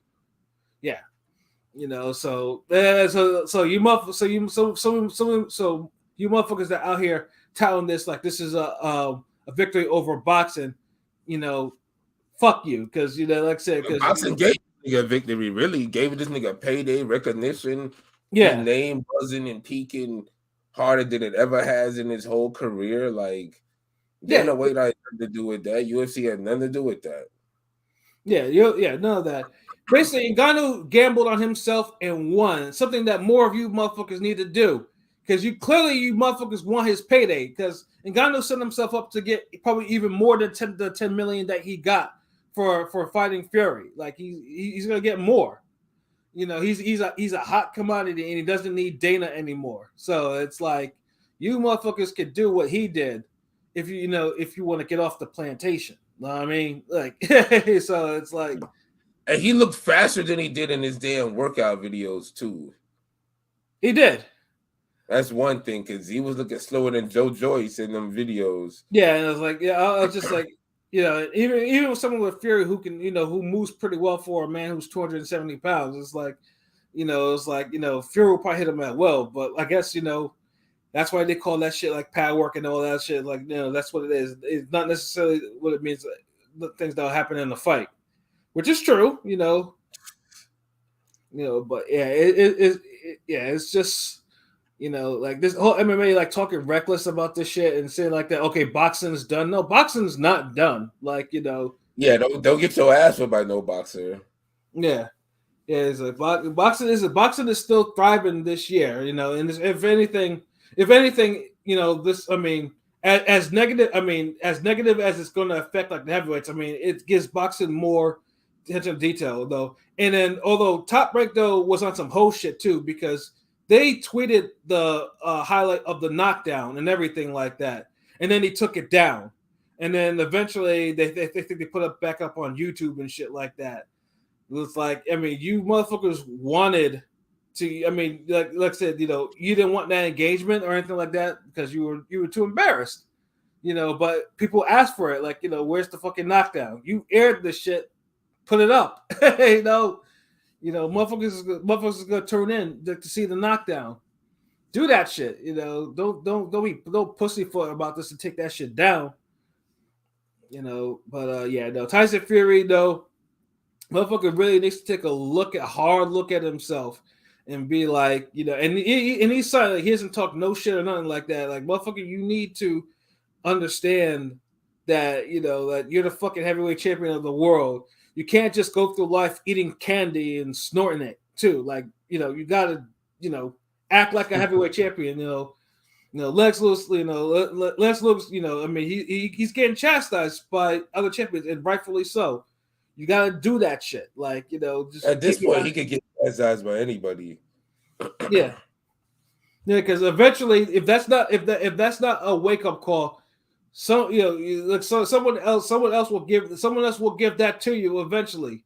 If you don't want to wake up and just be sharp. It wouldn't surprise me if Fury doesn't even thought he was going to retire or some shit. I mean, he got the fattest paid. I mean, they got paid. You know what I'm saying? Like, I don't know. Yeah, but then Fury, like I said, because Fury, because he's like bipolar shit like that. So he's always saying shit like, 1 minute I'm retiring, next minute boxing needs me. Boxing, I need all these shits and everything like that. And like, this motherfucker always he always says some shit like, but now he said, oh, I'm gonna fight 10 more times and shit like that. He's always saying anything like, that's why it's like I don't take him for his word. Like, I just wait for him to actually do something in the ring before I take him at any of his word, because this motherfucker just he's just he's just too out there. Like, but yeah, no, that was a whole unexpected thing. Like, that was not supposed to be the talk of the weekend at all. And it turned out to be that shit got all the mainstream attention, everything like that. Celebs weighing on it, other shit weighing on it. Like, yeah. in the heavyweight division, like everyone now needs to get their shit together. Like this can't be like, you know, there's just to it because people are now downplaying the fuck out of this era, and rightfully so. Android, can you imagine how embarrassed the boxing legends ringside or in person there must have felt afterwards? I'm sure. I'm sure. I was embarrassed. If you was embarrassed at home, like I could just imagine how like a Roy Jones felt and Kozaki and all them niggas and where they go. I mean, you have especially the heavyweights. I mean, you have the own boxers saying that Fury didn't win that shit. Like, you know, that yeah. Like that's hard. And even with my brother, because me and my brother have, you know, debates about boxing MMA all the time, right? Because he's an MMA head. And for once, I couldn't even say shit to him because I told him what I thought would happen, and I was like wrong, like, you know, it was like really wrong, and it's just like it's just a very unfortunate situation, like due to what Fury is. So it's just like, I mean, but that's the thing though. It's like this is Fury. Like boxing still got MMA. Like I don't see like Ngannou like the fuck like.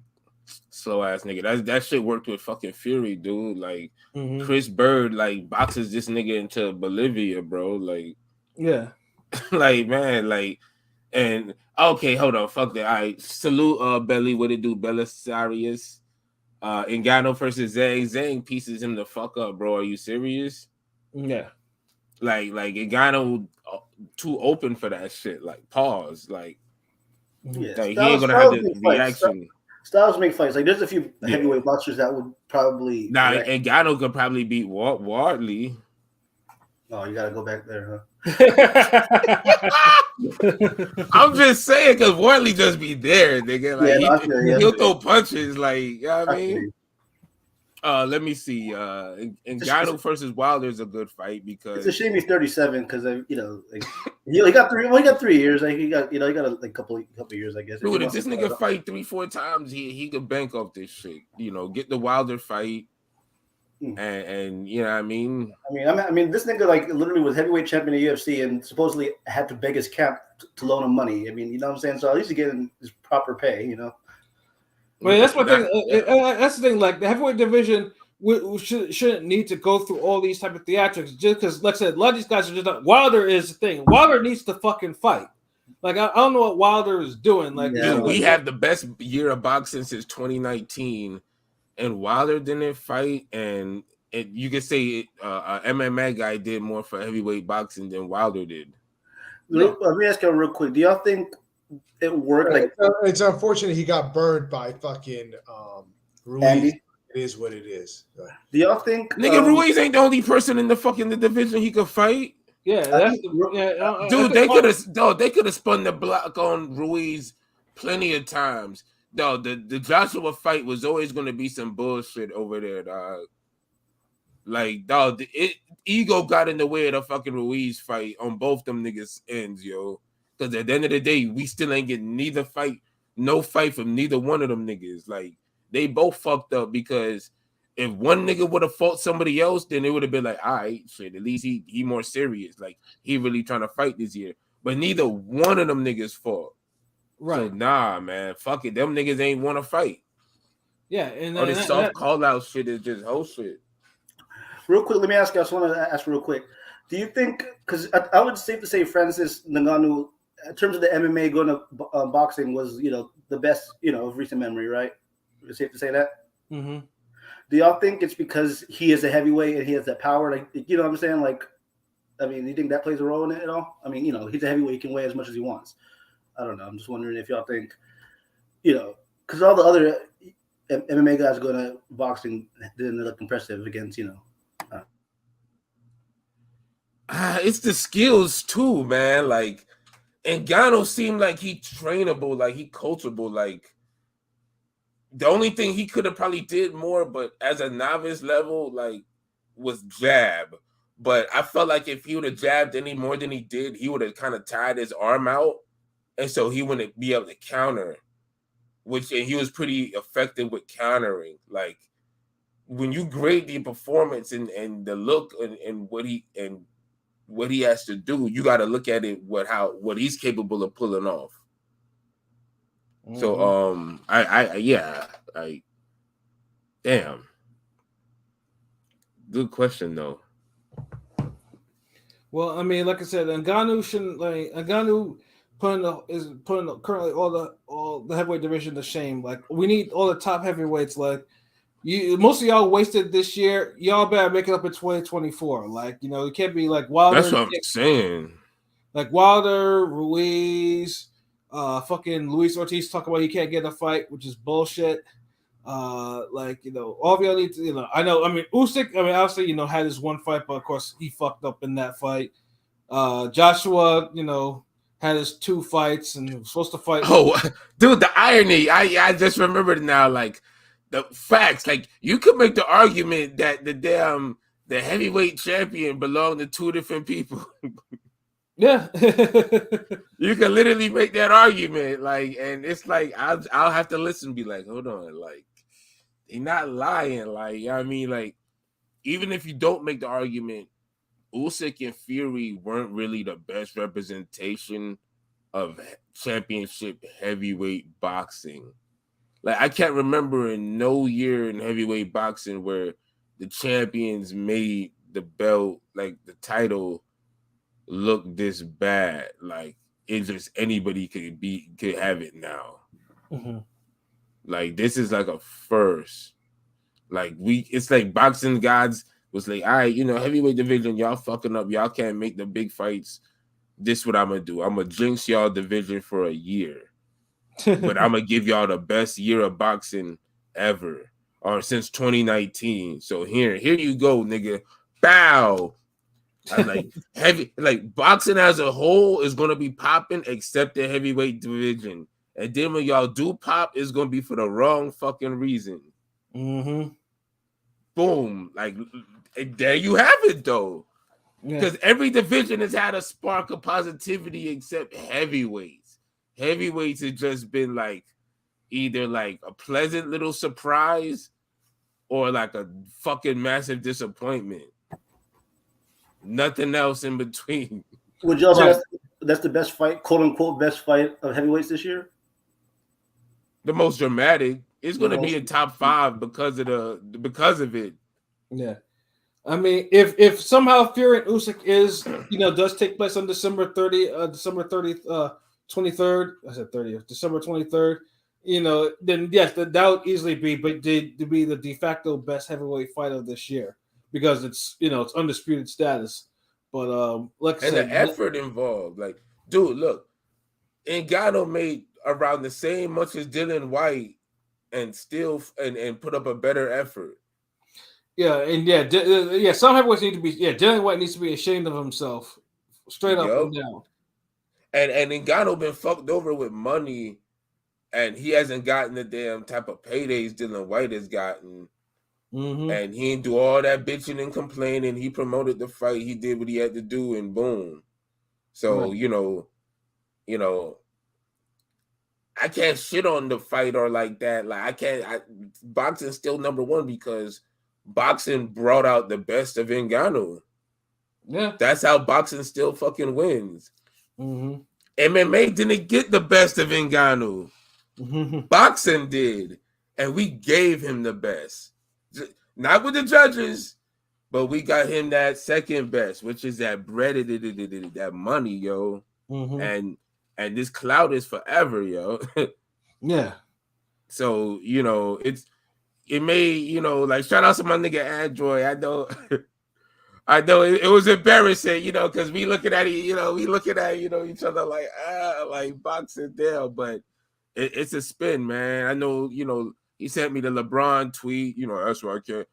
Man, fuck LeBron, nigga. This boxing gang over here, nigga. This ring gang radio, nigga. This yeah, LeBron is fucking watch boxing anyway, nigga. LeBron is an in the moment dick rider, like Yes. Yeah. Even for his own sport, anytime niggas do a damn slam dunk contest and kill this shit, this nigga start flirting with, oh, maybe I should do it next year. Like, right. Man, shut your whole ass up, man. Let Nate Robinson and fucking Dwight Howard have their fucking moment. God damn.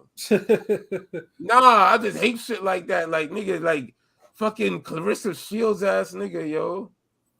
Facts. Like, is that a Midwest thing? Like, the fuck? Mm-hmm. Like, not all them niggas do it though. So it's crazy how them like niggas be also like, yeah, there's only 2 undisputed niggas like in the world. Facts. Oh man, hold on. Let me see comments. Wilder should fight Zhang. Nah, he ain't gonna want that nigga. Come on, bro. Like, it was annoying hearing people saying that Tyson is just all time great. Don't get me wrong, he's solid, but far from great. Usyk is much greater than him, and that's facts. That's facts. I can't fucking hate on that comment. Android. I know it will never happen, but man, Top Rank should be doing everything in their power to use Francis to catapult Jared Anderson. Capitalize on this, but it won't happen. Francis could pick now. That's true. Like, Top Rank would have to be willing to give both them niggas the bag.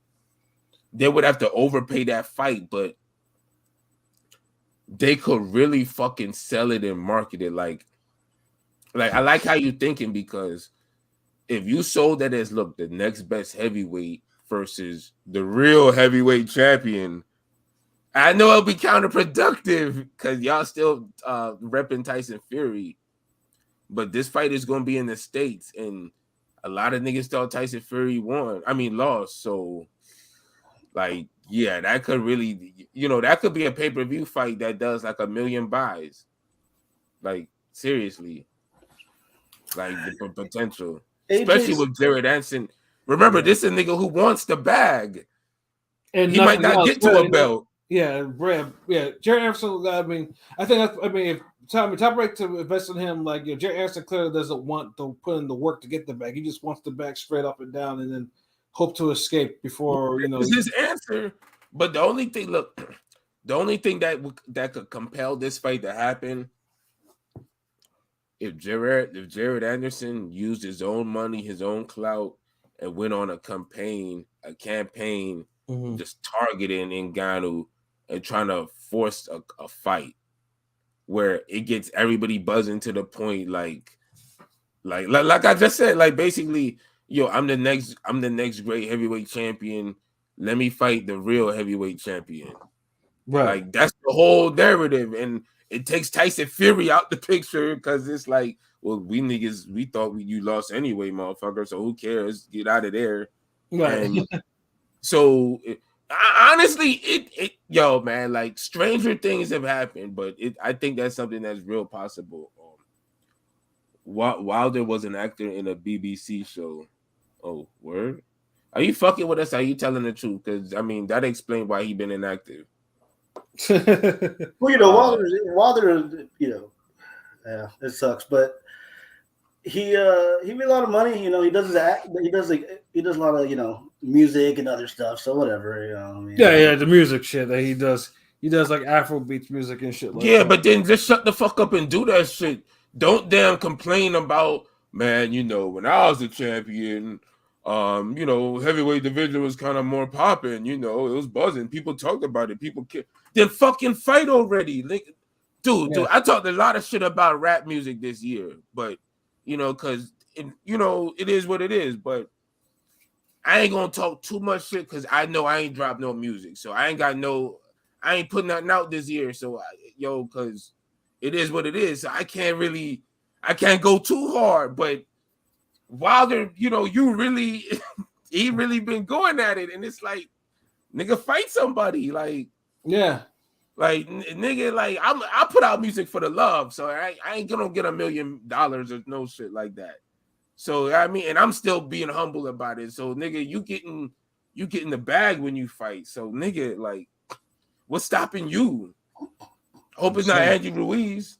Yeah, who would also get the bag if he fight. Like, it's just y'all niggas don't like boxing like that.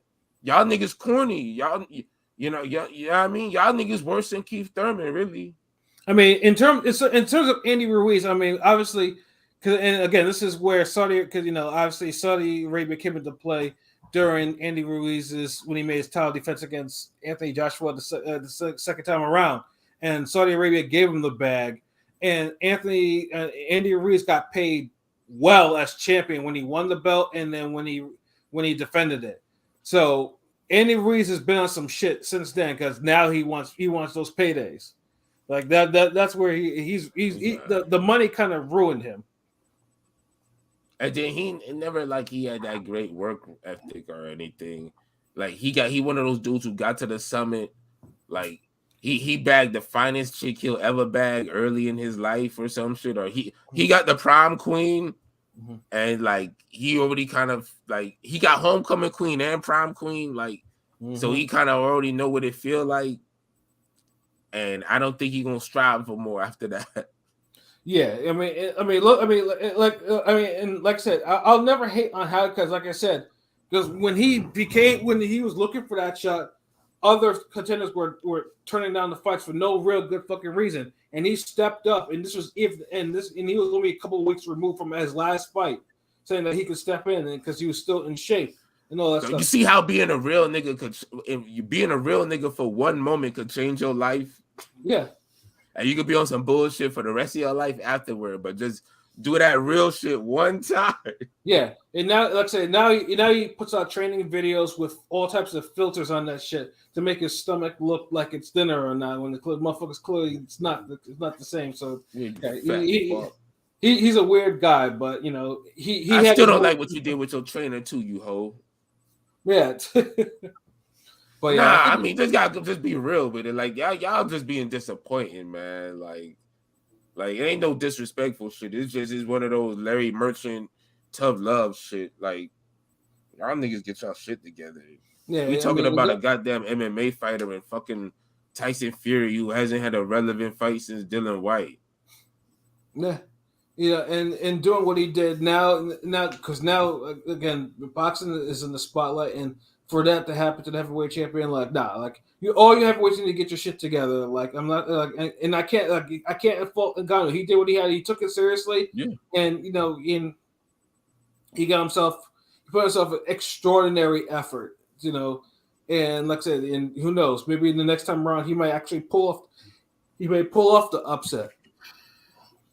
Yo, bring up the Twitter poll real quick, so we just 1 minute on that, and just so we could close this shit out. Yeah. Do a pilot. I think you were the one that did it. So, well, wait for the Fury one or the 130 one? The Fury one. We about to do the 130 real quick. All right, hold on. It's gonna take me a sec. Word, no problem. Yeah. The Fury and Ngannou poll, right? Let's see. Scrolling.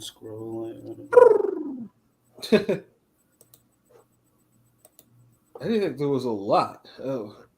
Supposed to scroll through. I know they need the search feature don't work. What the fuck? Where's it at? The hell? Hold on. Okay. Who did better against Tyson Fury? Deontay Wilder or Francis Ngannou? We got 48 votes. 4 days, 20 hours left, 420. So keep voting. Wilder got 33% and Francis Ngannou has 67%. Yeah, that's fucking wild. See, Wilder. Oh, but that's what everybody was thinking. So I was like, yo, this is just the obvious. So just make this poll, bro. The only other obvious one would have been the who you thought won the fight poll, really. Yeah, exactly. And so it's like I didn't want to be like, because so many people thought Ngannou is like. Yeah, and it's one of the lopsided anyway. I mean, out of all the heavyweights, I know particularly with this one, Wilder got a lot of feedback on that one. Like, Wilder this, like Wilder's this, like, Wilder's he caught some else by proxy from some of the shit that the fallout from this fight. Just think about it. Look, and the reason why it's a good comparison, real quick. In a way, they both fought the similar version of Tyson Fury at least once. Mm-hmm. You can't say, well, nah, man, Tyson Fury was dialed in for the second fight or the third fight, or whatever. No. Francis Ngannou fought unmotivated, didn't give a fuck, already got the bag. Tyson Fury, who didn't take him serious, who really didn't take him serious. Mm-hmm. And Wilder fought Tyson Fury in the first fight where, nigga just fresh off a line, damn near he could be in a Kodak Black video or some shit. nigga, career mode glitch. He having a good time fighting off the ropes against jobbers and shit, getting smacked up a few times, like you know, to the point where everybody on Ring Gang Radio at the time picked this nigga to lose. Like you know, I know we criticize Wilder a lot, but you know, we picked this nigga the first time to win the fight. And then we came back on here and the recap was like, damn, like, yeah. So they legit fought the sim. So if you compare both of their first fights, I thought Wilder lost his first fight to Fury, and I thought Ngannou beat Fury the first fight. Like to me, just the ring generalship is just the difference to me. Right. Exactly. Like it looked like one guy, you know, was just a better, like one guy was a better boxer and kind of handled Fury doing this thing more, where Fury was able to dip and do all this bullshit with Wilder until Wilder caught on too fucking late. Right. Right. Missing, dude, because honestly, yo, like, remember the damn the wrap up video Prolific did, like the highlights, like Wilder missing, swinging for the fences, like punches landing on Pluto and shit, knocking airplanes out and shit. Like, right. Like, nigga, like, I'm just saying. So, yeah, like, but yeah, Deontay Jones, I'll just answer your shit real quick. Besides the jab, what else could have Francis done for a decisive dub? Besides jabbing more, which I think he could have jabbed a little more, but still not too much, because he would have, the jab will wear a novice fighter out.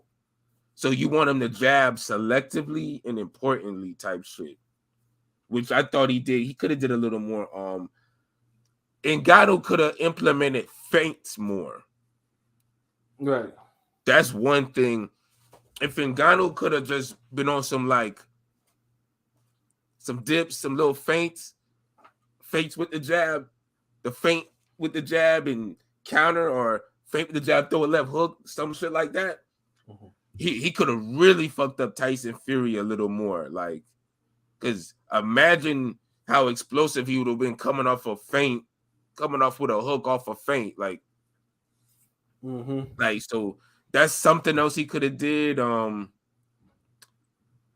than that, it's not too much, man, because it's the first fight, bro. Like, you gotta really remember, like it's the nigga's first fight, and his stamina and conditioning was a lot better than we all expected. Like, so him gassing and all that shit, like, you don't want to grade niggas on the curve, but you have to, bro. It's just like when you see, it's just like sparring for the first time. You're never gonna fucking judge somebody sparring for the first time. You judge a nigga the same way he done sparred them 6, 7, 8, 9, 10 times. Right. You know, sometimes you'll spar enough where, and Pat will tell you this real shit. I'm sorry, I don't want to drag this shit, but you know that feeling when you get the butterflies in your stomach? Yeah. Like, that's that feeling, man. Like, when you lose that feeling, then you done probably sparred a lot, or you're sparring somebody that you're uncertain of.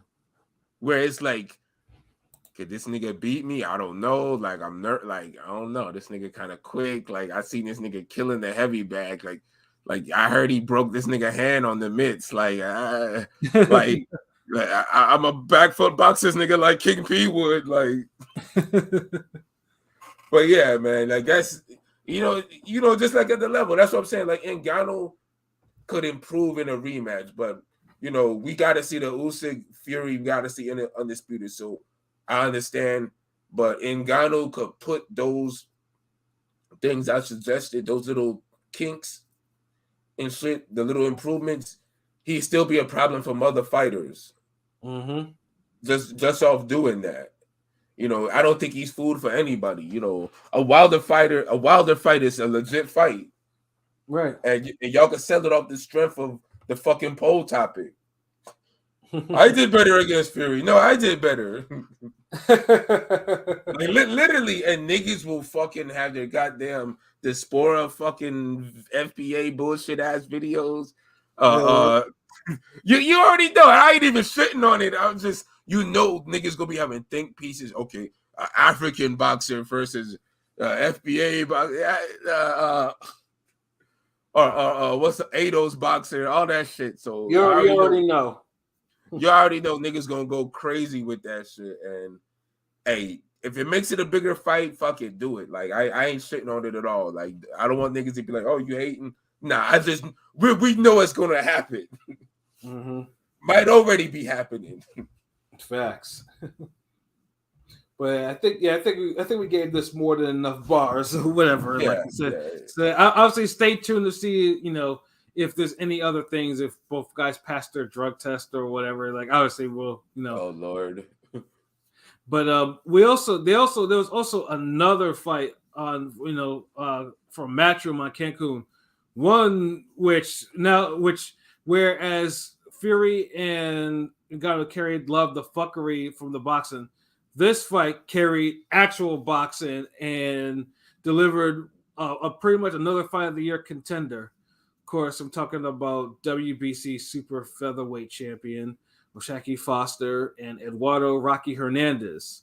Now, like I said, I know a lot of people have talked shit about Eddie's rollout for the last 4 or 5 months, give or take, or whatever, but that Rocky Hernandez and the Foster fight, because me and Pilot, like when we saw that shit, we were like, yeah, that was an official fight. Yeah, like, that for Eddie, like Eddie, like that was a fight right there. Great style clash, great style clash. Yeah, a boxer and a puncher. The championship rounds make it be like a fight of the year contender, definitely. Yeah, because it definitely got round of the year. Yeah, for sure. And then because, like I said, because I mean, pretty much when we previewed this, we were like thinking it was either and then LB picked the draw, but the consensus was it was either going to be Rocky by KO, which is what I picked, or Foster by decision. Who picked? I think P. Did you pick that? I think I did. Yeah. What? Yeah, I picked Foster by decision. Yeah. Okay. Yeah. Oh, okay. Word. Yeah, so and basically those were the only things we could possibly. Yeah, because Pilot was shitting on the KOs. He's like, man, the KOs gonna be happening like y'all be picking them to happen. Not just in the wrong fucking fights they happen. That's all. Yeah. They be happening more unexpectedly now, which has its charm. And then the funny thing is too is like, and I think I mentioned too before, like if anything other than those, like if a Rocky decision happened or a Foster KO happened, that I'd be incredibly surprised. Well, I was incredibly fucking surprised. Like, Foster and Rocky Hernandez, like, it basically the fight played out in such a way, like Rocky pretty much like, took a lot of the early rounds just off activity. Like, again, right, it's like Rocky Hernandez can punch too. And I know Foster was like moving around trying to counter and stuff like that. But Rocky, because I mean, Rocky was like a buzzsaw. Like he was trying to hit him anyway, hit him in the arms, hit him in the head. Occasionally taking a couple of headshots. Like dude was on him like white on rice. Like he was trying to make sure, like applying that educated pressure. And as we mentioned before, like Rocky had never gone past like 7 rounds or some shit like that. So it's like. And so we were wondering to see how this fight was going to play off. And then another thing that I wasn't aware of at the time, because I don't think I heard, because I was watching this as I was driving from Massachusetts, was the fact that there was open scoring. I personally despise open scoring. I do not. I enjoy open scoring. More open scoring. Oh. Yeah. You know what I'm saying? Boxing should not be the only should not be the only sport where you don't know where you stand going into the decision. Come on. No other sport. The nigga who thought Fury beating Ngannou would fucking favor open scoring. I do favor open scoring. Yeah, absolutely. It figures that the nigga who need help with fucking scoring favors open scoring. No, I favor open scoring because motherfucker, and imagine playing football. Imagine a football game where you're playing and you don't know what the damn score is. Like, come on now. What the fuck? How come the football is like it would be the last fucking score? Like, hold on. So like you would be running touchdowns and you're like, yeah, I don't feel like I'm winning, even though I don't think these niggas ran a touchdown yet. and we done ran 13. Nah. Yeah, you're not keeping. You're not like Get the fuck out of here, nigga. Dude, that happened. Dude, look. We every Sunday me and Rome top 5 play basketball down the street at the park, nigga. Sometimes we be just balling niggas out to the point like niggas be like, hey, score check. And niggas be on some random like 5-2. Like, wait, y'all niggas ain't score shit, nigga. It's like 5-zip, nigga. Get the fuck out of here. Like, bro, like, fuck out of here, man. Come on, man. Open scoring, like, nigga, you'll know you fucking winning, dog. You'll remember, like, but you remember you beating somebody's ass. But do you know? Because apparently a lot of these motherfuckers don't know because they think they win it, and then the scorecards come and they lost. If they would have known, honestly, Rocky was ahead the whole night until he started getting knocked down.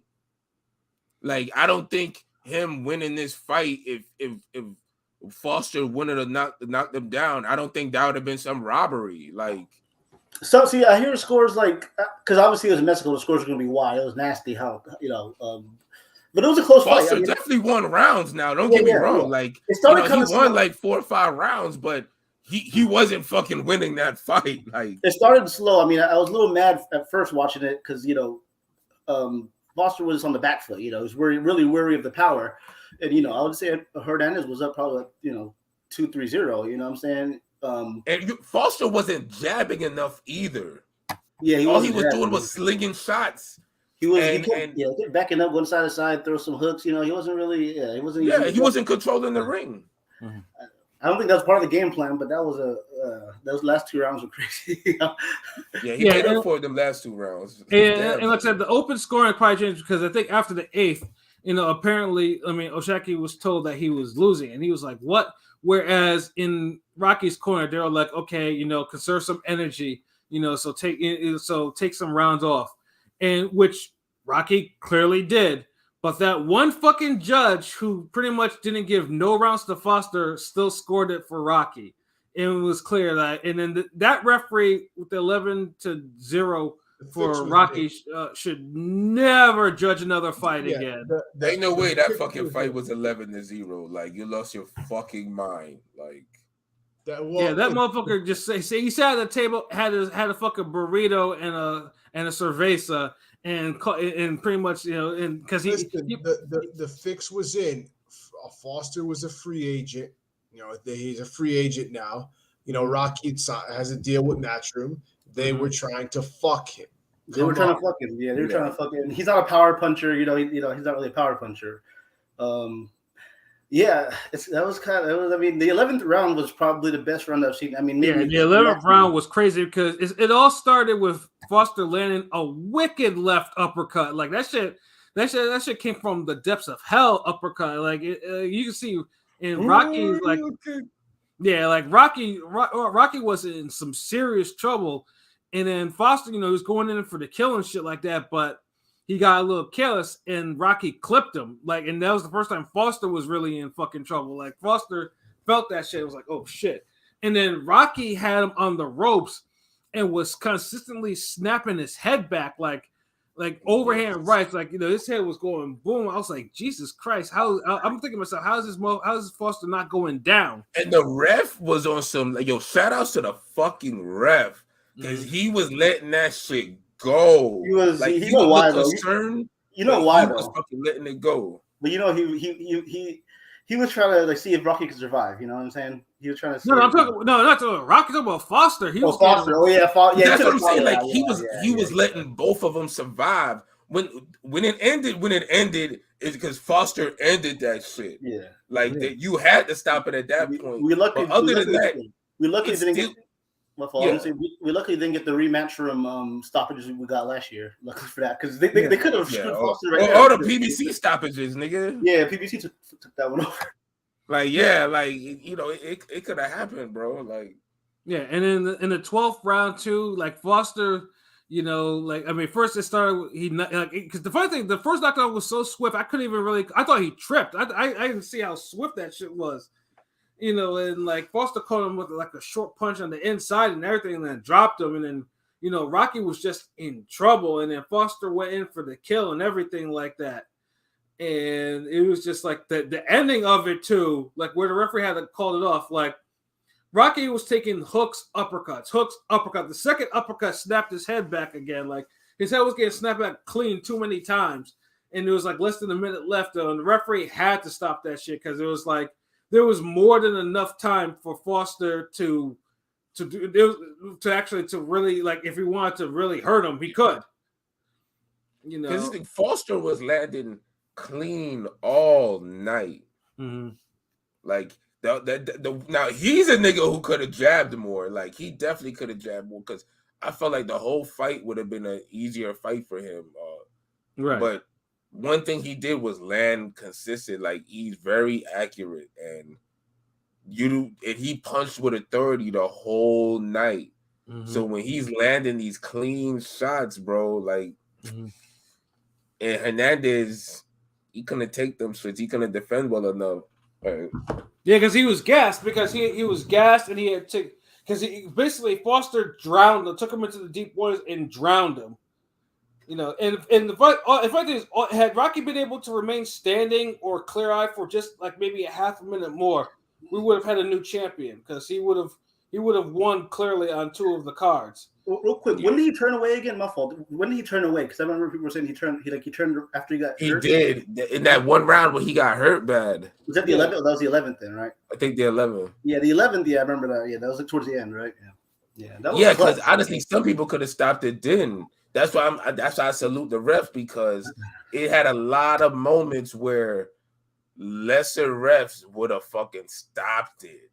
Mm-hmm. Like they would have just said, fuck it. You know, it's too many give or take moments, but he just let it really play out, and he got an epic round for that. Yeah, that's easily that left round was easily a round of the year right there. Like that shit was too like if he stops it, it's not a round of the year. Yeah, that's what we're even Matchroom was like, yeah, even Matchroom put out the whole video of that round. It was like, yeah, it's in the Twitter, it's in their YouTube. Like they took it. They were on that because it was like, yeah, that shit was such an epic ass round, and then the ending itself, man. Like, shouts to Foster, man, because I didn't think he could stop Rocky, like, and he stopped him. He stopped him. Nigga, you ain't think he could win? Yeah, like dude closed the show like a champion. So I had enough respect for him, like enough fucking respect, you know, and especially with everything because the ring was small and basically he had all the disadvantages that came from Eddie winning that bet, so you know, try to get Rocky over to get the belt like that, and he passed that with flying fucking colors. Like, yeah, like I didn't think I thought he would get KO'd, but yeah, Foster showed he showed in next word he showed true grits. You know, like used to say. You know, one thing I'll say, like, as you know, it's crazy how both main events, Ngannou Fury and Foster Hernandez, both embody different aspects of the Rocky theme. Mm-hmm. It's crazy. Like, as polarizing as both fights were, they both had the whole Rocky theme down packed. Just the come behind victory, KO, pulling it out, pause, like the whole first fight. He had everything against him, you know. Yeah, not Hearn's guy, so now Hearn's gotta have to sign him because you might get up. It's funny, he got the buzzer beater. He might eventually face Lee Wood, who's, you know, the recent buzzer beater motherfucker. Yeah, damn. Yeah, no, the promo for that one. Yeah, because I know it, but like I said, the scoring, but for the scoring, like I said, the judge that scored that shit 11-0. Get him the fuck out of here. Like, dude, clearly, you know, he got cerveza, he got cocaine, he got his paycheck or whatever the fuck way in advance. Like, dude was just there in spirit, but clearly because he was investigate that nigga, because unless he had his wife and family kidnapped or something in a basement or somewhere, that shit is unexcusable. Yeah, you know, and like I said, because Foster would have looked, because like I said, if Foster would have lost his belt in a split decision again, which was like no one would again like a Rocky decision, you know, wouldn't see that either because the Rocky decision, I think you've gotten the most scratch from it. Well, outside I think the Foster KO too. It's one of those times it's like, God damn, I wish I had to put a little something on the Foster KO and FanDuel. I think it was like I think it was like plus 650. But that's the thing. This fight had so many possibilities because the draw was possible. That looked like it was possible. Mm-hmm. The fucking KO was possible. The decision, yeah, that's what made it an awesome fight. Like, it's definitely a fight of the year contender. Like, yeah, exactly. Though, but yeah, it just had to heat up though. It's not like the Neri fight where it was like good the whole fight. Right. Like shout out to 130 though. 130 maybe onto something because that's the. I mean, obviously, we had Cordina and Rakhimov. Again, 130 that's a fight of the year too. That was a fight of the year, yeah, too. So it's like 130s. It's been a minute since we had two 130 fights to a fight of the year. Not since the days of fucking Salido, Miura, Martinez, Vargas, and all of them. Like tearing each other up. Pause. Yeah, we didn't even have to go all the way back to Corrales and Casamayor and all them niggas. Exactly, yo. Yeah, like, that's how great the eras were. Yeah, like 130 is starting to really heat up again. Like, I for one, I'm excited about it. Probably, you want to bring up the 130 poll? Yes, yeah. Give me a sec. Oh. Yeah, because like I said, I was watching that shit. I was like super fucking impressed when I was watching that shit because I was like, this is the shit right there. Like, like I was like thoroughly impressed by that fight. Hopefully, I'd rather see Cordina against right away instead of the Lee Wood fight. I want to see Cordina versus Shaki, man. Yeah, but here we go. So, who's the best fighter out of the four super featherweight champions? We have 53 votes. Got about 6 days left. Emmanuel Navarrete had 57%.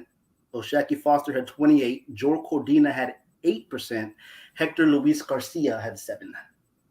And yeah, like Navarrete has the resume to actually that's the thing is like Navarrete in himself in like if it wasn't for a few things should probably be a top 10 pound for pound fighter. He certainly has the ability. He has like the wins of different fighters. He should be one. Like Navarrete is the one where like you gotta figure out where to actually he basically needs to fight the right fights. Like that's where he has a title defense coming up in about 2-3 weeks, anyways. So it's like, Navarrete is an actual problem. Like I know in our comments. Oh yeah, for the scorecard, yeah. I know people are talking about Navarrete not and in the comments like it should be like Garcia because of the tank shit or whatever. But no, Navarrete is that guy at 130. Like he's the. Yeah. I mean, he's undefeated. He never had. Navarrete's not undefeated. Yeah. I'm sorry, the early fight. I'm sorry. I think I voted for Navarrete. I think 130, like I mentioned, a few months ago, is bubbling like 126. It's like there's good champions. It's not a clear guy. I mean, in this case, Navarrete is the clear guy, but I feel like stylistically, Oshaki could be pose the biggest threat at 130. I guess. Out of those guys. Yeah, I don't know about all that. Like, but him and Navarrete be an awesome fight. Yeah, and I mean, as long as Oshaki either remains a free agent or whatever, because obviously he can. Because I don't think Eddie has him on any rematch clause or anything like that. So it's just like Oshaki could find a PBC on match where he can move around, and he needs to move. Yeah, and hopefully he does move around. Like take your talents to top rank. And get yourself another a super featherweight title if possible. But yeah, no. Foster Hernandez, like awesome fight. Like I fully recommend it. I even wrote the tweet on the Ring Gang account. Like, I know everyone's talking about Fury and Ngannou, but if you have not check out Foster and Hernandez. Please do. Like, you will not be disappointed. It was a great fucking fight. It's like it was the gift the boxing guys gave you for putting up with Fury and Ngannou. Right. Exactly. And even though that fight was good in itself, it's like here you go. Like, there you go. Like, all right. Like someone giving you an extra steak sandwich or some shit. Facts, yo. And you didn't expect it. Like it's like Like the Fury and Ngannou was just like some chicken tenders that you didn't want, but you know, they had them there and you took them and you're like, all right. But they were spicy chicken tenders, you know. Facts. So you know it's cool, you know. So it's a little better than expected. But then you come home and it's like, you know, you heard your older brother or somebody said, yeah, I got some food home. I left a burger, and you're like, all right, you come home, you think it's a regular burger, but it's like, oh, nigga, it's a steak sandwich, nigga. Like, you left a Philly cheese in this motherfucker. Like, okay, like you didn't say all that. Like, all right, shit. Like, there you go. Thank you, boxing. Thank you. Yeah, thank you, boxing. And Eddie did good for this one, you know. And then Eddie again, you know, we'll go through the previews quickly. Next week, you know, he has his card in Monte Carlo, another one of his exotic locations. Of course, Monte Carlo is not paying for any of that, I'm sure, but you know, we have another super featherweight title fight that's on the line as IBF super featherweight champion Joe Cordina, you know, coming off his war as we just mentioned against Rakhimov, you know, defends his belt against Edward Vasquez, who's known for possibly getting jobbed against Raymond Ford earlier in Vasquez's only loss. Personally, I thought Vasquez won that damn fight. Yeah. Was that the draw or the loss? Because I know he got two. Ray Ford got kind of two gifts, you know, but he's improved since then. But, yeah, no. And funny thing is, Vasquez, for a guy who only has 3 knockouts in his record, he knows how to put a lot. He puts a lot of opponents under some serious pressure. Like, yeah, and now his punches are deceptively hard. Like, yeah, like I mean, dude, like. Yeah, he was one of the second because, like, I was like, how's he only has 3 knockouts? Because dude was like really like. I remember when he fought Ray Ford, like he was lighting Ford up. Like I was just like, God damn, like you know, he's like this dude's fighting like he really wants it or whatever. And truthfully, I thought you know, because it was bad because Raymond Ford was like on his Twitter, he was real pissy about it because people kept telling him that he lost. Like he wasn't happy that you know niggas was telling him that he lost that fight. But hey, you know, so I mean it'll be interesting. You lost, nigga. Yeah, so it'll be interesting to see if Vasquez can actually do that against Cordina, who again, like I mean, Cordina has shown himself like you know, Rakhimov put him under pressure too, and Cordina had a fight in that fight. Like there wasn't no fucking around. Cordina had to fight that dude, you know. And you know, and I mean, it's a tall task. I mean, I would say, you know what? I'm gonna see. Let me go check the odds really quick because I'm actually curious to see where Vasquez kind of falls in on the betting lines. Because I mean, if he's like maybe 600, 700, shit, I would put money on him. Just okay. Here we go. So Vasquez overall money line. Vasquez is plus 690, where Cordina is minus 1300. So if method of victory, if Cordina wins a decision, is plus 132. That might actually be the bet right there too. If Cordina wins by KO, he's plus 106. Draw 1500. Vasquez points decision 920. Vasquez KO plus 1280. That shit sounds crazy though, but like I said, 3 KOs is 3 KOs, man. So yeah, if anything, because Vasquez is very rarely in any in bad fights. So like Cordina might actually have a fight on his hands for this one, like. But it has distance written all over it unless Cordina gets a stoppage. Exactly. I think Cordina, the only way he gets stopped if he gets clipped. Like might be an exchange or some shit. Yeah, because I know P has been suspect about Cordina's power because Cordina had a whole bunch of hand injuries and then stops an Asian that never really got stopped before, like with one shot. So it's like, you know, Cordina, like I said, if it's a stoppage, Cordina will do it, and you know, it might be by Cordina, but like I said, if Vasquez does it, shit, you know that. Of course, Eddie will probably be pleased as fuck, even though I think he has both guys under contract. And then there was also a rematch that I don't even think should even really happen, but hey, fuck it. You know, between Ramla Ali and Julissa Guzman. Me and P were in the house for that in New Orleans for the first fight. You know, where Ramla Ali got knocked the fuck out. and that was only about 4 months ago. So, and it was a brutal, and it wasn't like it was like one shot. Like Raymond Elliott was getting her ass whooped before being brutally knocked out. So I don't think, and truthfully, I think that's probably going to repeat itself again. Like I just don't see it because Raymond Elliott doesn't have a lot of power, and Guzman punches through a fucking wall. So like I just don't think Ram Ali has like she has to do the whole Lee Wood Lara treatment, rematch treatment, like tighten up all the defense and just be committed to just really box and don't get brought into that firefight like she did last time. Because when she got into the firefight, her defense just plummeted and she kept getting caught. Hell yeah! Like she got the footwork and the athleticism to outmaneuver this lady, but she's gonna want to have to do it. Like you keep getting caught, and then you're not even trying to American that shit out the way. You come here swinging like the fuck, lady. Come on. Yeah, exactly. And I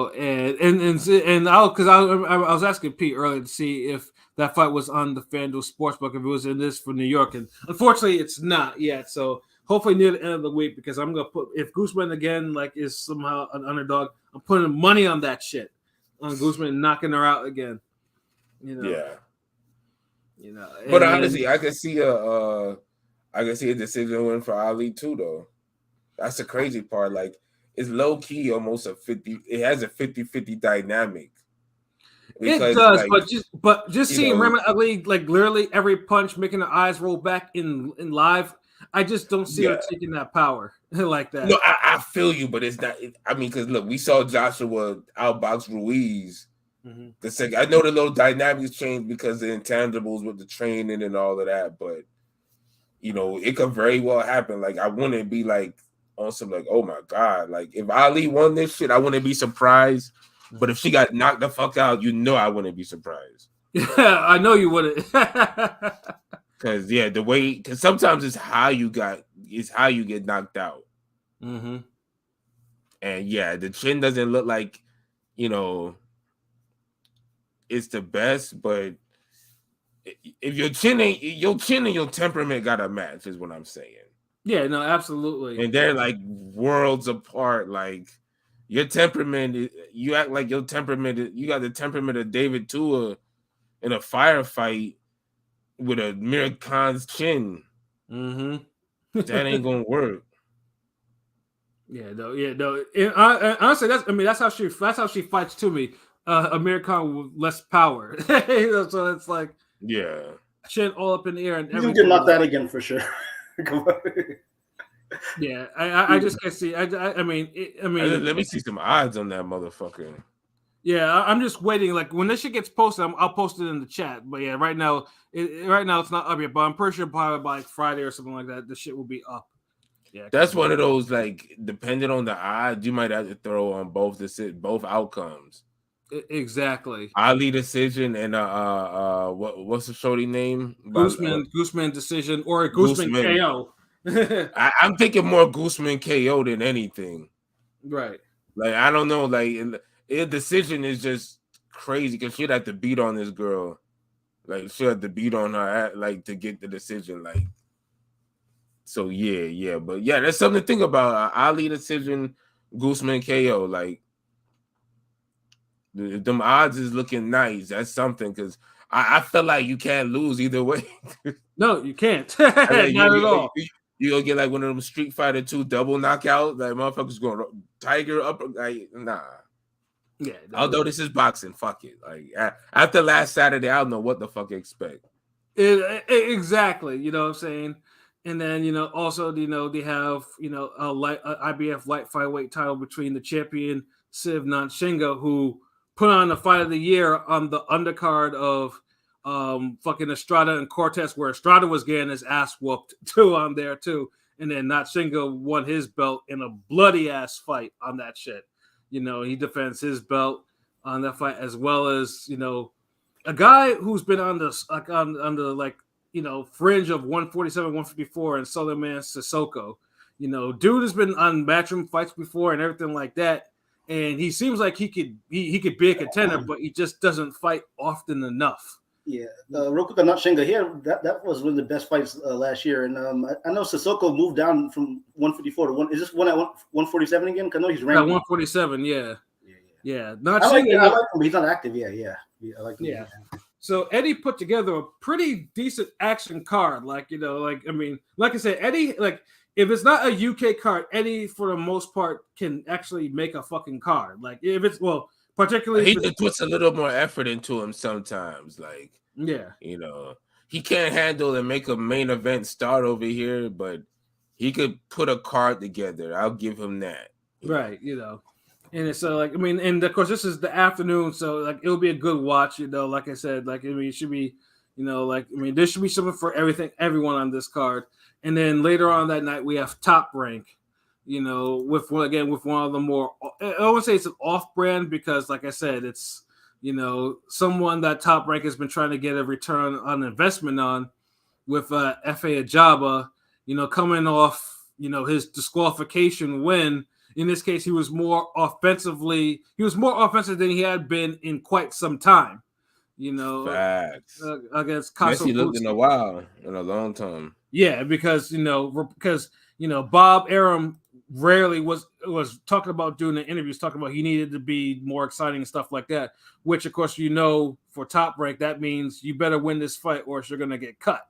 So, obviously F.A. Ajaba put a little bit more effort into it and looked good being more offensive, even though, Kasabuski was kind of like fouling him like repeatedly over and over again because he lost control of himself. But he's in the main event and he's facing Joseph Goudal, who's known for causing another huge upset with knocking out Stephen Shaw in 6 rounds on the undercard. And Stephen Shaw was someone that went the distance with F.A. Ajaba, but Goudal just it was not fucking around, just put him away, beat him down, put him away. So it's a good fight, it's a good heavyweight fight. 2 power punchers that come to fight. So I like I said, it's a good little spotlight card for Top Rank, as they're rounding the corner for their big card.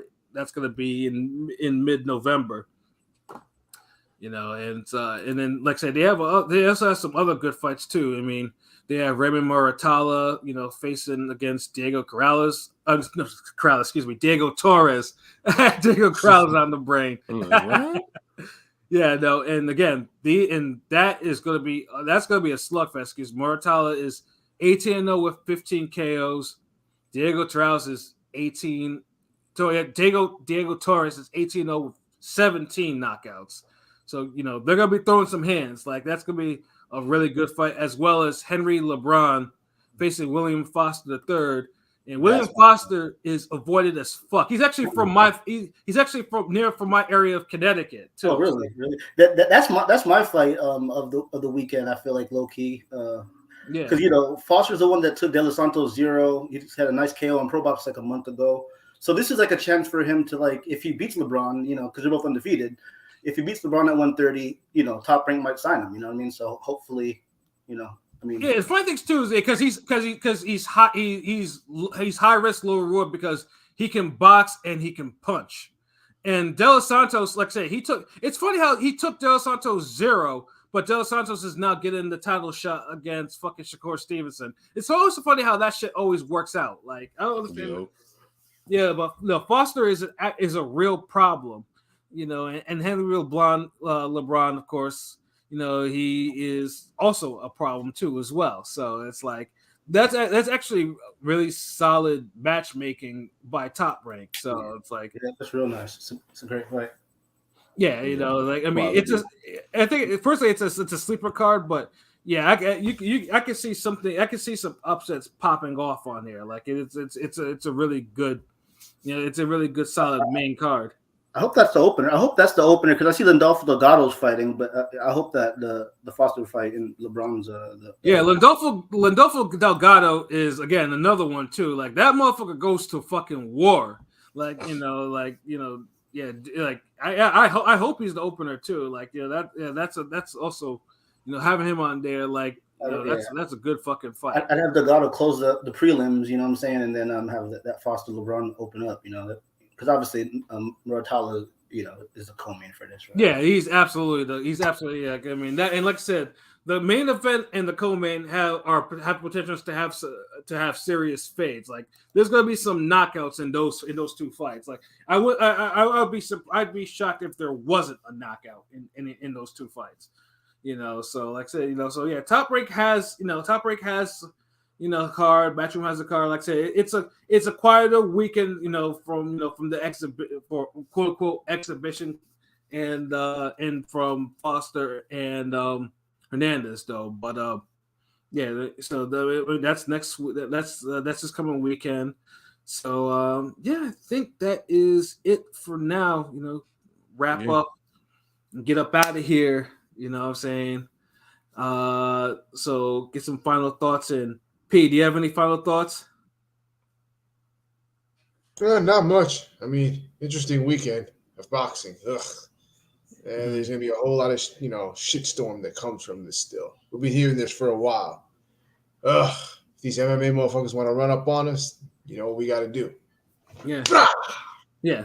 No, fuck that. I'm gonna put them in a triangle choke and see if they can get out. You know, see how they like that shit. If you want to be, fuck all that. Like punching is too easy. I'm gonna choke them all out. They run up on me like that. Otherwise, you know what it is. Ring Gang Radio all day, every day. You know where to find us at. RingGangRadio.com, YouTube, Instagram, Twitter, Facebook. We out. Yes, sir. Ayo, Pilot, your final thoughts? I don't have much. Hopefully the year ends strong. It's been the best year in boxing in a while. Shouts out to everybody in the comments. You know what it is. You know where to check us out at Ringing Radio on every platform, fathomable. And Ringing Radio all day, every day, twice during the week. That's all I got. Yes, sir. LB, what about you, bro?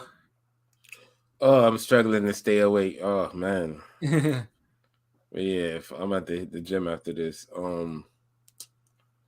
Yeah, it was a good it was a decent overall, it was a good weekend of boxing. Everything, it was the fuckery element was high, but then, real boxing won in the end. And I think that's what's important. Absolutely. So if you didn't see the Foster Hernandez fight, you can't really shit on this weekend. If you didn't see the Fury and Ngannou fight, you can't really shit on this weekend. You can't just go off of Twitter hot takes. You gotta immerse yourself in the sport itself. Facts. But yeah, y'all make sure y'all follow us on TikTok, Facebook, Instagram, Twitter, all of that shit, YouTube. Always putting up more videos, more shorts, more training, more podcasts, all of that shit. More artwork on the way. The Pizza Wars cartoon is on the way. We almost done with that. So yeah, be on the lookout for that. And it is what it is. We the best at this shit when it comes to this damn boxing podcast shit. So absolutely. RingGangRadio.com. I don't got much I want to add on, but other than like I say, thank you all that were in the comments listening to our show tonight. Obviously, where, salute. You know where to find us, especially, just Google, type of Ringing Radio, take you to where you need, our website, and especially our YouTube. Listen, like, comment, subscribe, tell your friends, and we can all be friends because we do the shit for y'all. And of course, you always got, we have a PayPal. You want to hit that up, show some love there, or obviously any ideas. And, oh yeah, LB, you got to announce our next topic for Thursday, bro. Yeah, because I think you. Oh yeah, I did say that. Yeah, so we still back on it with the music, the music topics. Yeah, I mean we gonna be ranting afterwards, but we going hard with the music topics again. So stay tuned for the we having G Unit versus Dipset, the first albums. So the G Unit's Beg for Mercy versus Dipset's the Diplomats, Diplomatic Immunity, Cameron, Joel Santana, Freaky Zeke, aka the Great Pumpkin, Jim Jones, Freaky Zeke Hopper. That yeah, I mean, I mean, Uncasa, all of them niggas hell rail going against 50, Yayo, Banks, and Buck. So make sure y'all re-listen to those albums and be here. So when we go and knock them tracks out and get that vibe going, because no one else do that shit like we do. Right. And if you ever listen to our previous reviews or our last ones, well, the Nas Magic 3, which was great, and the Offset album, which was great. Set it off. So y'all make sure y'all listen to that too. So you niggas don't be like, damn, y'all just do old nigga shit. Like, niggas fuck with the old nigga shit. You see the G Unit numbers, nigga? 50 numbers. Yeah, G Unit. We get numbers with every single time we put out G Unit related shit. And it's been good music. It's a good topic. It's like we not like cheesing off nothing. You know what I mean. Mm-hmm.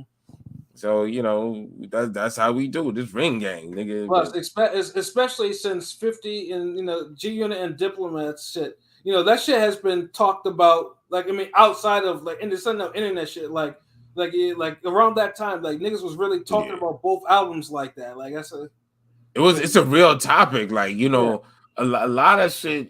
Some of these topics, the music topics, there's shit that I only think of or we only talked about amongst each other.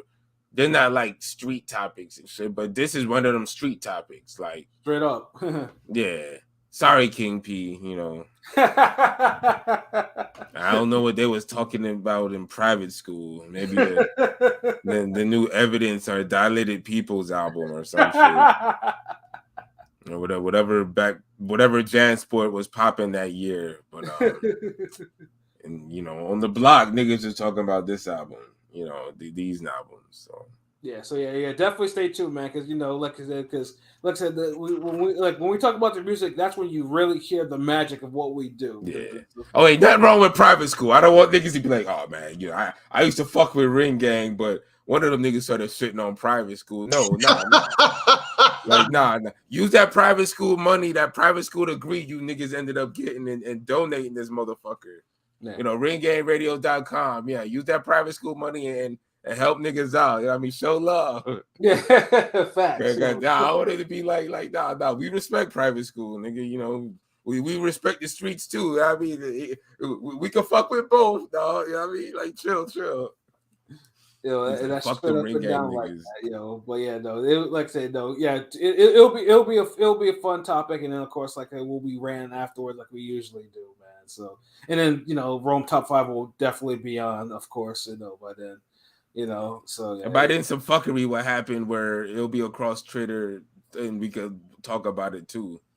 Although some shit probably happened already that we need to talk about. And Deontay Jones, don't even think about talking about no cowboy shit either that night too, because like I said, I'm not gonna tolerate no damn cowboy shit or Eagles slander when clearly the Eagles are the best team in the league right now. So don't even pop up talk about cowboys. Yeah, because he be coming up there, telling that would be the first thing on his mind. Like don't even announce himself. He calls me by my name and talks about nah. Yeah, but are y'all playing? Like, why would he even say that? He came in here cool as fuck today. Oh, we're playing. Cowboys and Eagles play on Sunday, so yeah. I mean, what the fuck? That's what you should have been saying this on Thursday night podcast.